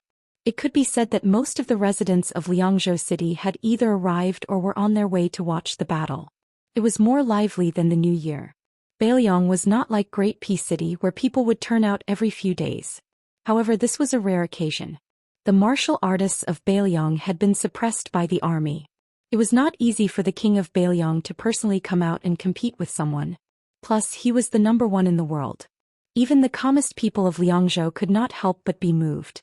In the vast sea of people about half a mile away from the Pill Garden, there was a pair of women who had completely opposite personalities but had extraordinary statuses. The two of them looked at each other. They were Song Huangmei, the only daughter of Song Yan of Lingzhou, and Li Fuzhen, the daughter of the administrator Li Gongda. Li Fuzhen did not want to join in the fun at first. However, she could not endure the pestering of Song Huangmei, who liked to play with swords and sabers, so she reluctantly came. As a result, the carriage was blocked halfway. With Song Huangmei's liveliness, she jumped onto the roof of the carriage without saying anything. Li Fuzhen stood behind the coachman and did not miss the scene of the flying swords falling down. Song Huangmei, who stood on the roof of the carriage, waited for a long time. She did not see the result of the flying swords on the sword mountain flying away. She was both shocked and disappointed. She jumped to Li Fuzhen's side, her face full of desire. She clicked her tongue and said, How was it? We didn't come in vain, right? How soul-stirring. If you didn't come, you would regret it to death. Li Fuzhen's expression was indifferent. Song Huangmei was not surprised. She clenched her fist and slammed it into the palm of her other hand. She said to herself, No, I have to be that guy's disciple and learn martial arts. Even if I have to serve him tea and water every day, it's not a big deal. If I don't take such a top-notch expert as my master, isn't it a waste of God's gift? Li Fuzhen wanted to say something but stopped. Song Huangmei looked at her with a pitiful face and begged, Sister Fuzhen, my good sister, I know that you and that guy are childhood sweethearts. Your words are more useful than mine. Why don't you help me? Li Fuzhen glared at him and said, I advise you to give up. Li Fuzhen turned her head slightly and said coldly, He and I have never seen eye to eye. Song Huangmei said with a mischievous smile, It's better to squash enmity than to keep it alive. Moreover, it's fate for men and women to become enemies. Li Fuzhen snorted coldly. That's also an ill-fated relationship. Song Huangmei rolled his eyes. Seeing that this path was not going to work, he just wanted to earn his own living. He racked his brains to think of a way to sneak into the prince's mansion on Mount Qingliang. In order to practice swordsmanship with him, he would just let the image of a lady from a respectable family go with the wind. At this moment, Li Fujian's mind was wandering thousands of miles away. Her mind was not focused. The situation in Bailiang could be said to be changing rapidly. Following Li Gongda's appointment as the deputy administrator, the officials in Bailiang knew that this year might be the last year that Li Gongda would be the top civil official. Furthermore, at that time the administrator's performance in the military and political changes in Lingzhou was not satisfactory. Although he gave birth to a good son and was still closely related to the Su family, it was a rule since ancient times that a new emperor would bring in new officials. Furthermore, the situation now was not a smooth time for him to become a Taiping official. Sir Li, who had a mediocre reputation, might not be able to keep his position with the million-strong army of Beimang. As a result, the Lingzhou administrator's mansion, which was much less noisy than it had been a few years ago, became more and more deserted. The new and old people in the officialdom all ran over to provincial governor Su Beiji and Song Yan's side to get familiar with each other. Li Fujian had never paid much attention to the ups and downs of the officialdom. However, as his father grew older and did not have any younger children to play with, he spent his days at home dealing with flowers, fish and insects. Li Fujian did not know if it was because his father's addiction to being an official had suddenly disappeared or if he had accepted his fate. However, Li Fujian was still more used to his father, who spent every day exchanging pleasantries and playing tricks with officials. Every day he was full of fighting spirit. Every day he knew who he should meet the next day and what to say. He was not like now, leisurely passing his days and being a rich and idle old man. Li Fujian felt an impulse for no reason. If I beg you for the first time, will you agree to let my father be the Bailiang administrator for a few more years? Li Fujian laughed self-mockingly and shook his head. Li Fujian, why would you have such a ridiculous and funny idea? Song Huangmei understood the character of this elder sister Fujian. When she was stubborn, even 9 oxen and 2 tigers could not pull her back. Therefore he gave up on the idea of asking her to recommend him. Song Huangmei laughed and approached Li Fujian. Elder sister Fujian, I have always been very curious. Why did the administrator give you such a strange name? It is even rarer than me. What is Fu? What is Zhen? Li Fujian was stunned for a moment. This question really stumped her. She had never thought deeply about her name. She had always thought that perhaps it was the famous Fu and the innocent Zhen. Perhaps her father wanted her to be carefree for the rest of her life. Song Huangmei saw that she was silent and did not bother to get to the bottom of it. He said to himself, I have always heard that the guy once invited Zhenwu Great Emperor to come to the Spring God Lake. With one punch he destroyed the first Grandmaster of Mount Longhu invited by the little celestial master Zhao Ningxian. In the past I thought that there were no immortals in the world. Now I feel that it is really hard to say.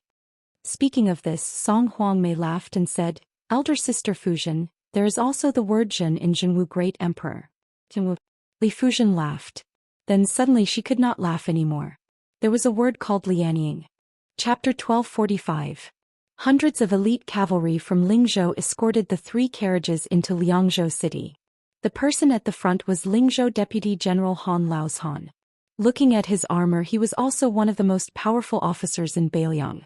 This made the commoners who saw this scene click their tongues in wonder. They did not know who or what it was that made the Lingzhou military mobilize so many people, emptying half of the military officers in Lingzhou in an instant. Among the group of horses, there was one person who stood out. More accurately, he was like a chicken standing out from a flock of cranes. Among the large group of horses, cold swords, armor and sharp spears, only this person was wearing the uniform of a civil official. He was escorting the carriage at the front. From time to time he would glance at the window. His eyes were filled with pride, which was exactly what Su Weisheng had said when he was young. He was the head of the Golden Weaving Bureau, Wang Wolfting. This time he rushed to Bailiang Palace not because of the Weaving Bureau, but because this young family head of the purple gold Wang family had done a beautiful job. He was worthy of Lingzhou Deputy General Han Laoshan being at his beck and call. Inside the 3 carriages, there was no gold or silver, nor was there any auspicious sign to pay tribute to Qingliang Mountain. There were only 3 pieces of clothing. After the Golden Weaving Bureau changed owners, Wang Wolfting focused on this matter. In the other territories of the Liang dynasty, The position of weaving officer was just a secret agent with a rank. They were the eyes and ears of the emperor. They had the privilege of sending a secret letter to the imperial study. Wang Lifting was a weaving official who was promoted by Northern Liang after Li Shifeng retired and returned to his hometown. She had nothing to do with the talented and resourceful son of the Zhao family. Wang Lifting, other than closely monitoring the Jianghu factions in Lingzhou, especially the rise of the Fish Dragon Gang, he was more of a weaving officer, doing the work of mending clothes. In the front carriage there were 3 women. The oldest woman was not more than 30 years old. There was a small purple sandalwood box in the carriage. The youngest woman had a graceful figure and an outstanding appearance. Although she was wearing a woman's uniform made of ice, the details showed her thoughts.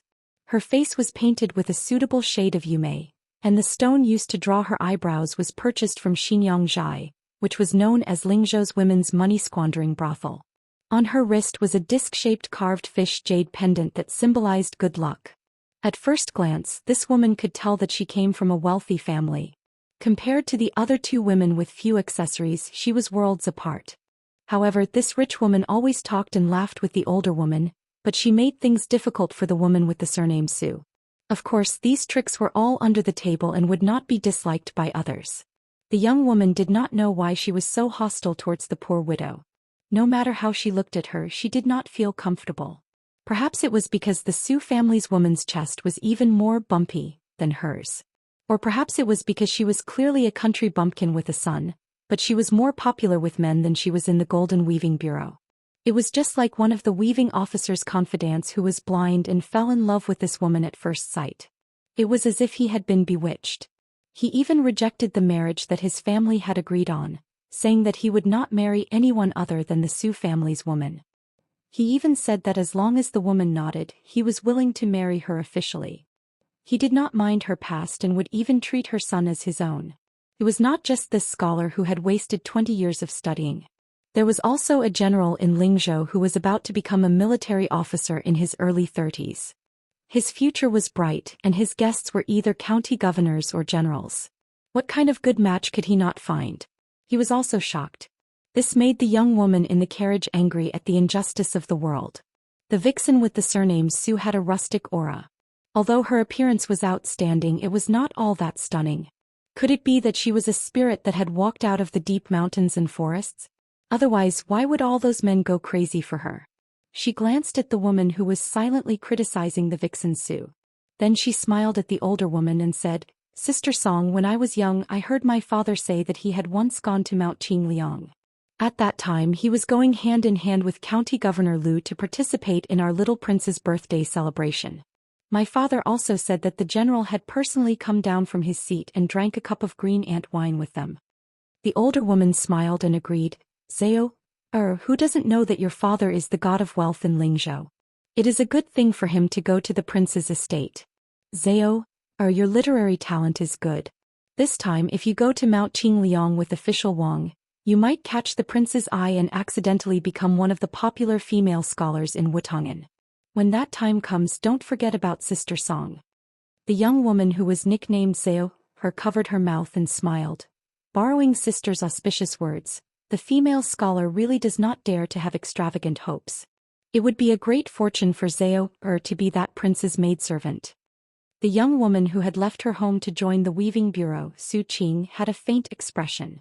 She did not want to participate in the conversation between the 2 women beside her. In reality, she still did not know how she had been chosen by the Yuzhou government as a female embroiderer. She had been chosen along with a dozen other women who were clever and skilled in their hands. She had then gone to the rich and fertile Lingzhou, which had the reputation of being a little Jiangnan. She could only explain that she had been in her hometown at Tumbling Horse Pass when she had the time to sew some personal items for the women of the Yuzhou government officials. That was how she had this inexplicable opportunity. In reality, she was not very willing to go to the distant Lingzhou at first. Her son Yusong was still young. Although their family did not have much farmland, it could not be delayed. The countryside had always been like this. If there was less sweat, there would be less harvest. God's eyes were very sharp. However, the village's village chief said that this was a great honor for Zhao village. As long as she went to the Lingzhou Weaving Bureau, not only would the village exempt Yusong's tuition fees from the private school, They would also ask the neighbors to help take care of her family's crops.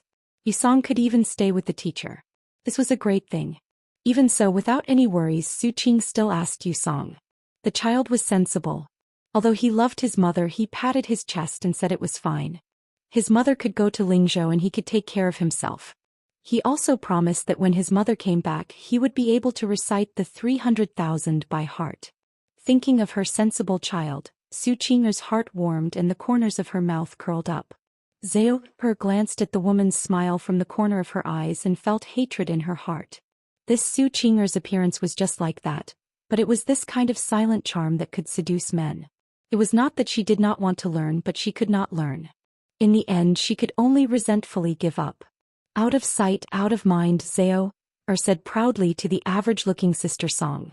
Sister Song, of the 3 python robes and phoenix robes that were made by the Weaving Bureau, the python robe is naturally for our prince to wear. The other 2 should be for the 2 Wangfei.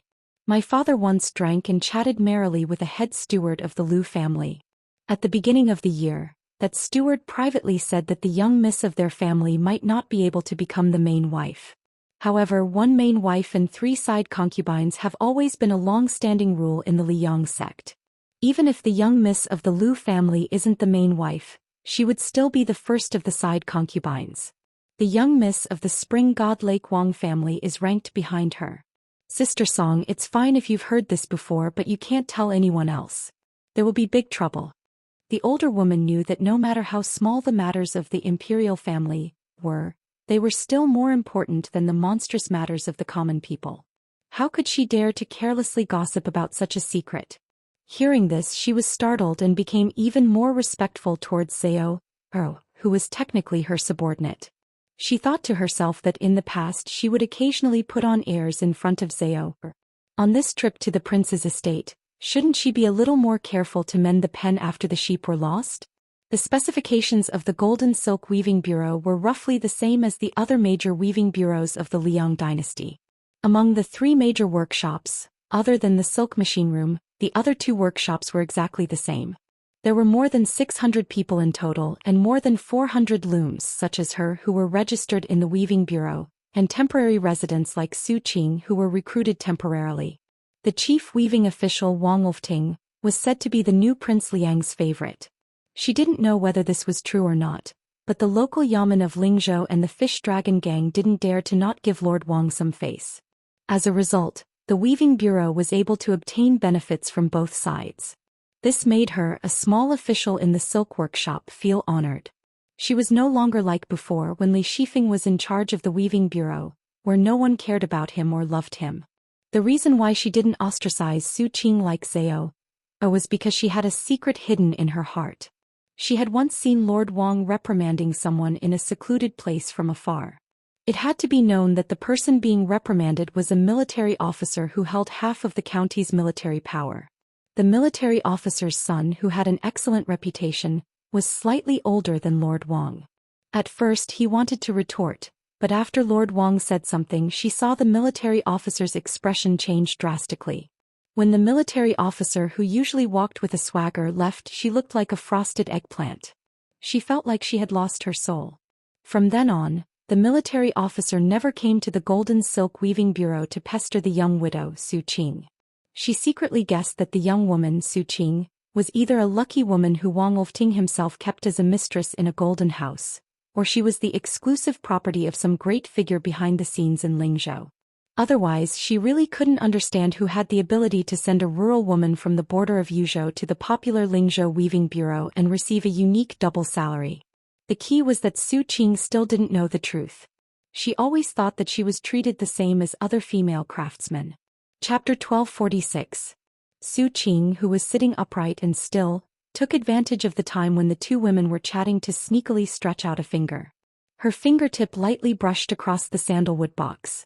It was only after she entered the Weaving Bureau that she learned that there were some pieces of wood in the world that were more valuable than human lives. She had never understood the ways of the world.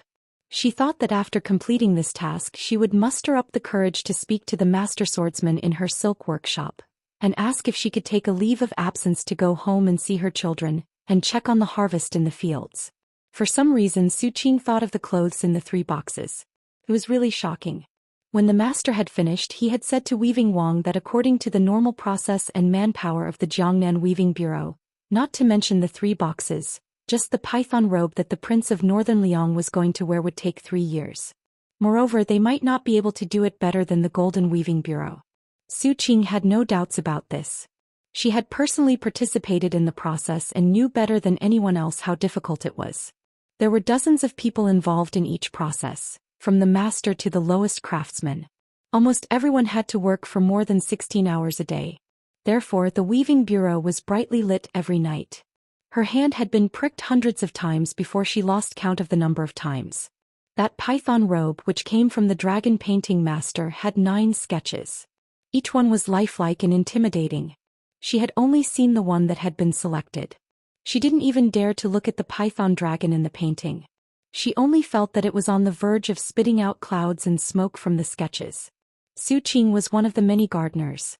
This python robe was the most precious makeup flower in the Yunjin brocade. It had reached an unprecedented number of 1,800 flowers. Furthermore, if one was picked incorrectly, the entire effort would be wasted and they would have to start all over again. Previously, there was a female craftsman who had a good relationship with Su Qing. Because she picked incorrectly, Weaving Wang, who had rushed over after hearing the news, had ordered people to beat her to death. At the time, Su Qing did not care and pleaded for mercy for her. She only did what she could and left the rest to fate. Unexpectedly, the female craftsman escaped the disaster, but she also lost her position as an official craftsman and was expelled from the Weaving Bureau. The clever Su Qing had made an exception for the 3 pieces of clothing. In particular, the black robe embroidered with golden pythons had 18 golden pythons. After it was completed, it was truly a rare noble item in the world. Even a village girl like Su Qing, who considered herself ignorant and inexperienced, dared to say that other than His Majesty who sat on the dragon throne in Great Peace City, there was no other king in the world whose python robe could compare to it. As for the 2 pieces of the future king of Bailiang's wedding dress, Su Qing did not have much thoughts. She was not like Zhao, who would be swayed at first glance and fantasize about how good it would be if she herself wore it. The caravan drove straight in and arrived at the foot of Mount Qingliang. Wang Lifting felt relieved. This time there were more than 20 people accompanying the Weaving Bureau, but not everyone was lucky enough to enter the royal residence to broaden their horizons. There were 3 carriages, 3 chests and 3 pieces of clothing. In each carriage there were 3 female craftsmen guarding the red sandalwood chests.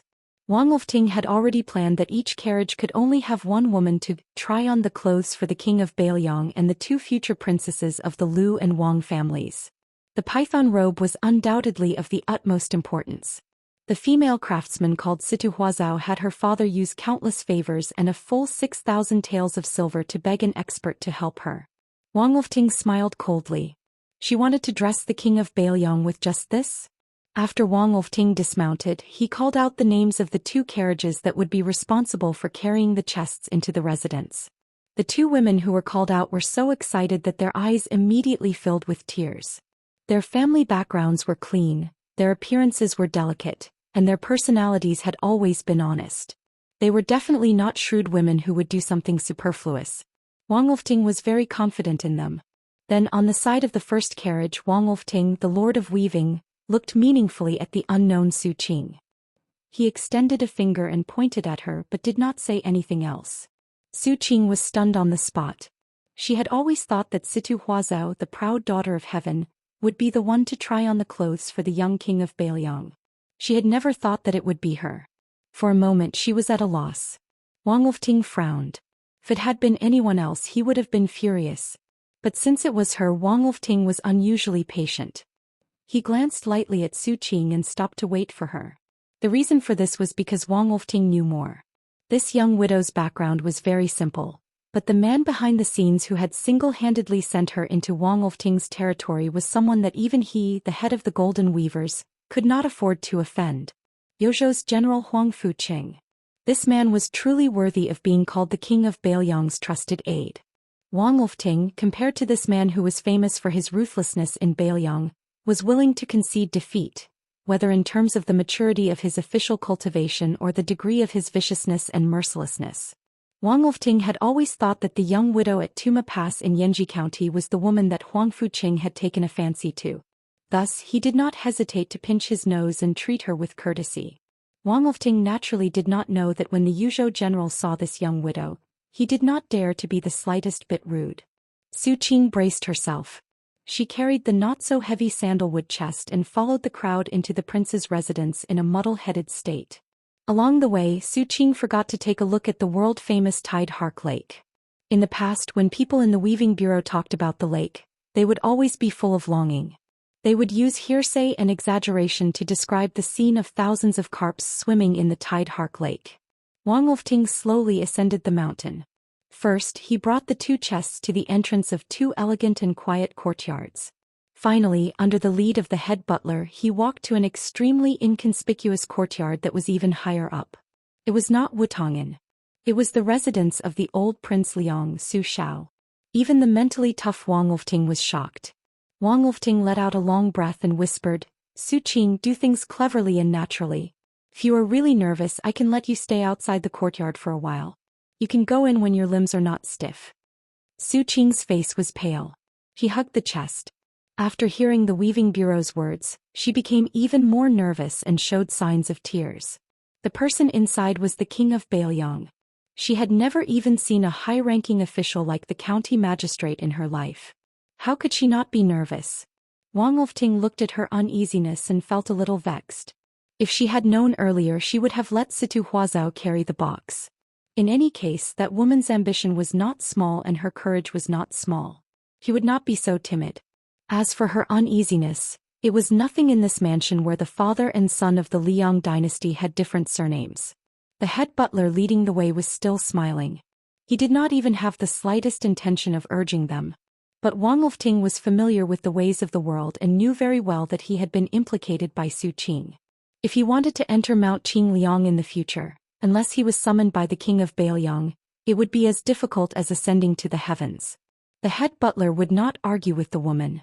But in the heart of this well-deserved Bailiang bigwig, just as Wang Lifting had expected, he had a bad impression of Wang Lifting's purple gold Wang family and the entire golden weaving bureau. Wang Lifting looked at Su Qing's increasing panic and sighed in his heart. The head butler narrowed his eyes and glanced at the young weaving official, then turned to the woman and smiled warmly. "Miss, it's fine. Our prince is the most easygoing person in the world. Don't worry and go in. It doesn't matter if you do something wrong. Why don't we make a bet? If His Highness speaks harshly to you when you come out, I will give you 10 taels of silver. If His Highness is really, as I said, very easy to talk to, miss, you will have to give me 10 taels of silver. How about it?" Su Qing finally relaxed. She bit her lip and nodded. She was no longer at a loss as to where to put her hands and feet. The head butler smiled and helped push open the courtyard door. He waited for her to step over the threshold before gently closing the door. Then Su Qing saw the back of a young man standing alone under a loquat tree that was still green in autumn. The loquat tree was lonely. He was also lonely. Su Qing was stunned. She blinked, thinking that her eyes were playing tricks on her. After blinking hard, she still felt that it was inconceivable. Why was his figure so similar to the young master who had passed through Tumbling Horse Pass twice? That person turned around. Su Qing immediately felt relieved. But when she saw his eyes, she was on tenterhooks. Their appearances were not the same person, but their eyes were too similar. Su Qing was completely stunned. She knew that the young vassal king in front of her was destined not to be that person, but at this moment she thought of that person at an inappropriate time. She really missed him. Little Miss Su Qing knew that she should not be like this, but she was like this. Su Fingyan was also stunned for a moment, but he quickly figured out the reason. It was definitely Huang Fucheng's superfluous action. But since it had come to this, he did not want to say anything more. Walking in front of her, he took the chest and said indifferently, "This king can wear his own clothes. You just have to wait in the courtyard. After the time it takes to burn a stick of incense, leave. Tell Wang Lifting outside the door that this king said that the python robe was not bad. Also tell him not to be in a hurry to leave the mansion." Su Qing nodded blankly. He did not know if she understood. Su Fingyan turned around and smiled. As he was walking up the steps, he suddenly heard a timid shout from behind him. It was definitely the most courageous shout the woman had ever made in her life. "Young Master Su?" He did not stop walking. Her face was red and she was sweating profusely. A few strands of hair stuck to her cheeks. She raised her arm and secretly wiped them. She smiled happily. It was not him. It would be good if it was not him. If it was not him, they might meet again. She still owed him money. He said it was 1,500 taels of silver, and she had to pay it back in 50 years. She was not willing to admit that she agreed to go to the Golden Silk Weaving Bureau because she heard him say that he was a scholar traveling in Lingzhou. Inside the room the light was dim. Su Fengyan put on the python robe that was obviously made by the Yu dynasty. It fit very well. Just like the one Su Xiao wore back then. Chapter 1247. In the dead of the night, a majestic group of horses quietly galloped out of the north gate of Liangzhou city. Among them were the 800 white horse followers who had followed the new Prince Yi, the 100 or so swordsmen of the Wu family who had just arrived at Liangzhou, and a dozen or so qi cultivators from the Guanyin sect of the South Sea. The leader of the group was the current leader of Beiliang, Su Fengyan, Wu Luding and Cui Hua, the pair of sword attendants Tantai Pingjing, the head of the qi cultivators in the south, and the sickly old swordsman with white eyebrows Sui Shigu. However, the one who rode alongside Su Fengyan was not the aforementioned people. It was Su Beiji who was supposed to be in charge of government affairs in Lingzhou. Su Fengyan did not care about Zhu Zi's sudden arrival. He was more than happy. During the day there were some hidden rumors from Mount Qingliang. It was said that when the provincial governor came to the residence, the prince personally carried the basin. When the provincial governor washed his face, the prince even smiled. This confused the people in the residence. Should they say that the prince was courteous, or should they say that Su Beiji, the young governor of the border, was too popular?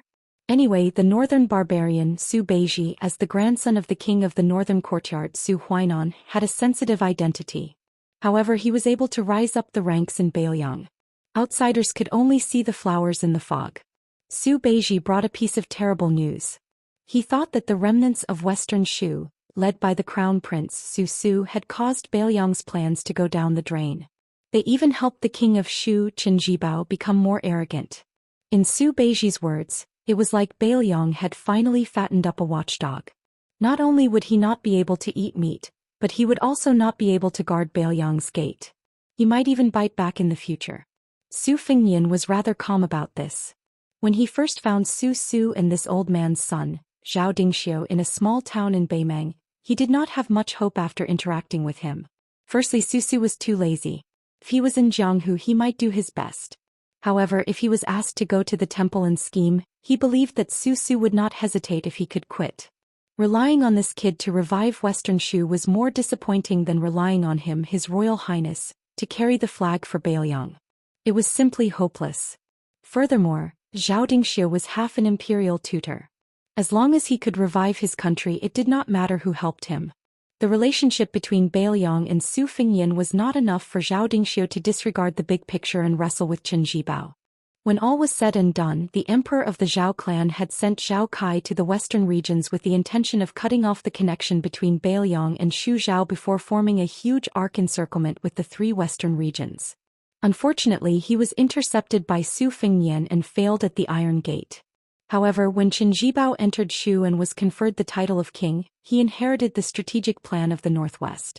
Although Su Fengyan took advantage of this opportunity to win over the sixth jewel master and started to infiltrate the western regions, Qin Jibao quickly returned the favor and sat in western Shu while looking at southern Zhao.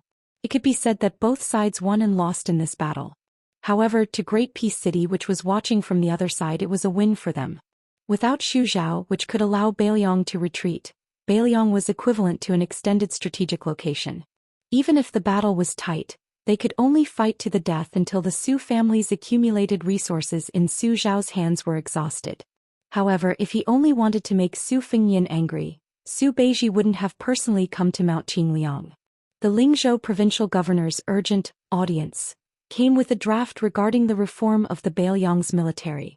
Previously, Su Fengyan listened to Qin Shiliang's suggestion and carried out a series of sweeping and decisive actions to clean up the accumulated abuses in the Beiliang army. A large number of captains and miscellaneous generals who were as numerous as the hairs on an ox were all fired. This made the originally unremarkable position of captains in the three provinces of Liang, Yiling and Lingzhou become a powerful martial arts club that was only second to the three generals of a province. Then he took back a large number of miscellaneous generals who were originally meant for the meritorious officials to retire at home. This shook the foundation of many of the general families in Beiliang. After the older generation of generals withdrew from the border, the titles that they wanted to pass down to their descendants as family heirlooms were swept into the trash basket of history. Most of the family's descendants had never personally accomplished anything. This created an invisible gap, because the firewood for a family's torch was taken away. Su Beiji said that in times of peace, whether Mount Qingliang robbed the rich to help the poor or even killed the goose that laid the golden eggs, it wouldn't affect the Su family's position in Beiliang.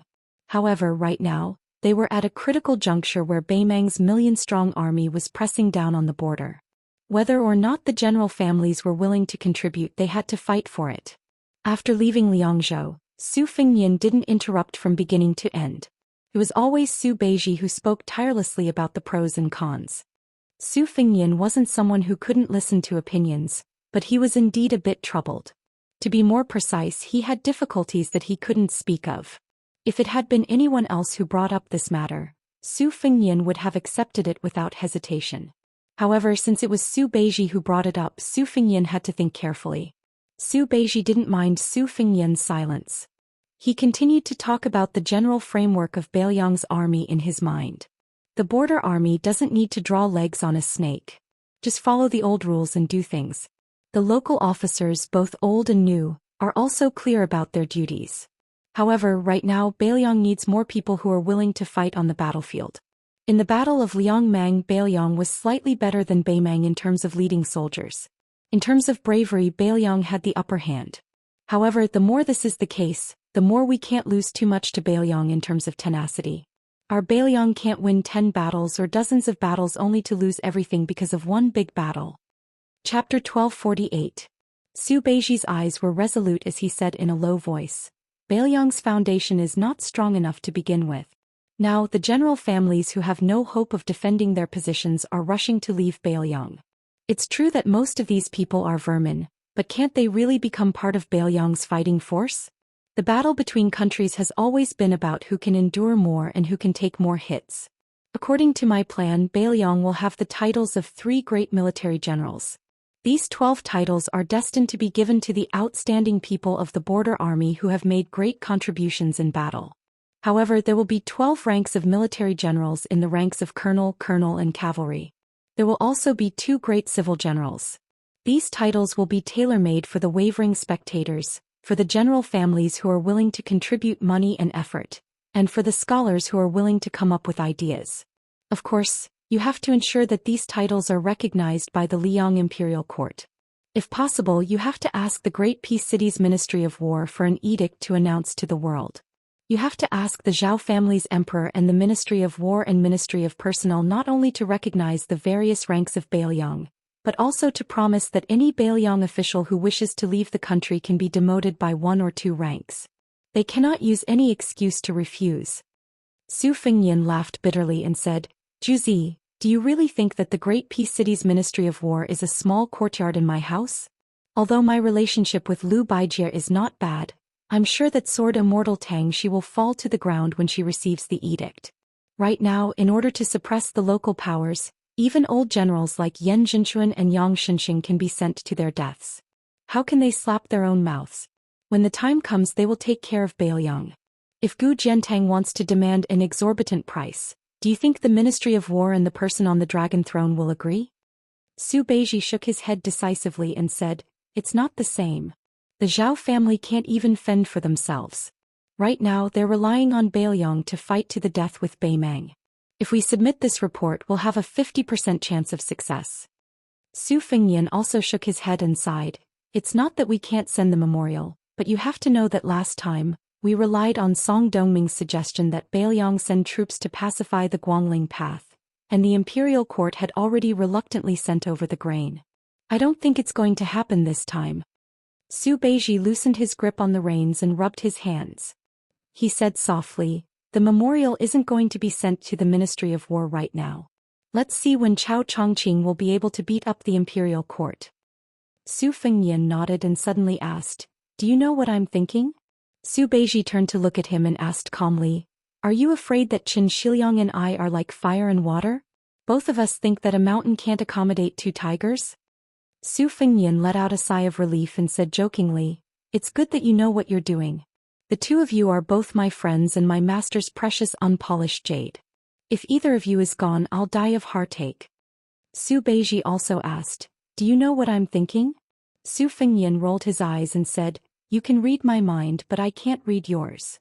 Su Beiji didn't attack Su Fengyan like he usually did. Instead he said, "I think that once Liang Mang starts the war, we have to find a reason to not give Gu Jiantang the opportunity to sit on the mountain and watch the tigers fight on the eastern front." Su Fengyan froze and said, "Not only does this touch Yuan Binqi's bottom line, I'm afraid that even Zhang Julu and Qi Yanglong won't agree." Su Beiji said calmly, "Even Wang Xianji will lose. There shouldn't be anyone in the world who can win every battle." Su Fengyan was speechless. This was probably the biggest difference between Su Beiji and Qin Shiliang. When Qin Shiliang did things, he always liked to start from the smallest details. Very rarely did he make a move that gave off the feeling of being bold and bold. But Su Beiji was different. He seemed to have a higher vantage point and was more insightful. But there was no difference between the two. At least that was the case for now. Su Beiji smiled for no reason. Su Fengyan looked at this guy in confusion. Under the moonlight, Su Beiji looked to the north and said softly with a smile, "When I was young, I always wanted to go south with my grandfather and fight Bailiang. I didn't expect it to be the other way around." Su Fengyan asked curiously, "You really don't have anyone in Norland that you care about? For example, do you have a girl you grew up with? Are there any good men who share the same interests? Are there any bastards who you want to ride on top of his head to vent your anger?" Su Beiji's face was calm as she replied softly, "No. A plan could be worth a city, and a few words could set the foundation of a country." Su Fengyan was waiting to see who would become the first strategist in Bailiang to be worthy of such a title. At this time, one of the 100 swords of the Wu family sped up and passed by Wu Luding and the female sword attendant. He came to Su Fengyan's side and cupped his fists. He said loudly, "I am Xianxia from a fallen country. If I may be so bold as to ask, would your highness be willing to spar with me when you are free?" Su Fengyan smiled and said, "Is it for yourself or for Western Shu?" Xianxia, who had once lost to the sword emperor of Western Shu by half a sword, said honestly, "Both." Su Fengyan pulled on the reins of his horse and rubbed salt on the wound of an old swordsman. He said lazily, "Senior Sui, someone wants to spar with me. Shouldn't they ask you first?" It was indeed Su Fengyan's latest defeated opponent, Sui Xiegu.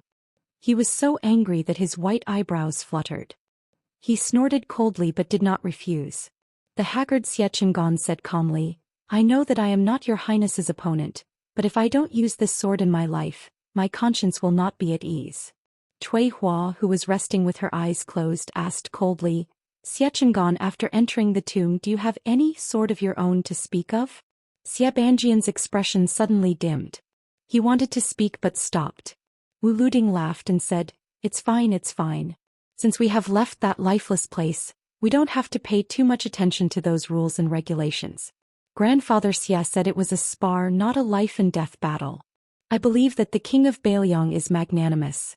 If we don't fight when we are in an invincible position, it would be unreasonable. That's right. Su Fengyan turned his head and looked at the sword crown of the Wu family who he had never dealt with. All right, let's spar too? Wu Luding snorted and said angrily, "Afraid of you? You pick the place, I pick the time." Su Fengyan said, "Right here." Wu Luding said shamelessly, 100 years later. Most of the Wu family's swordsmen had strange expressions on their faces. To have such a young master as their leader was really a disgrace.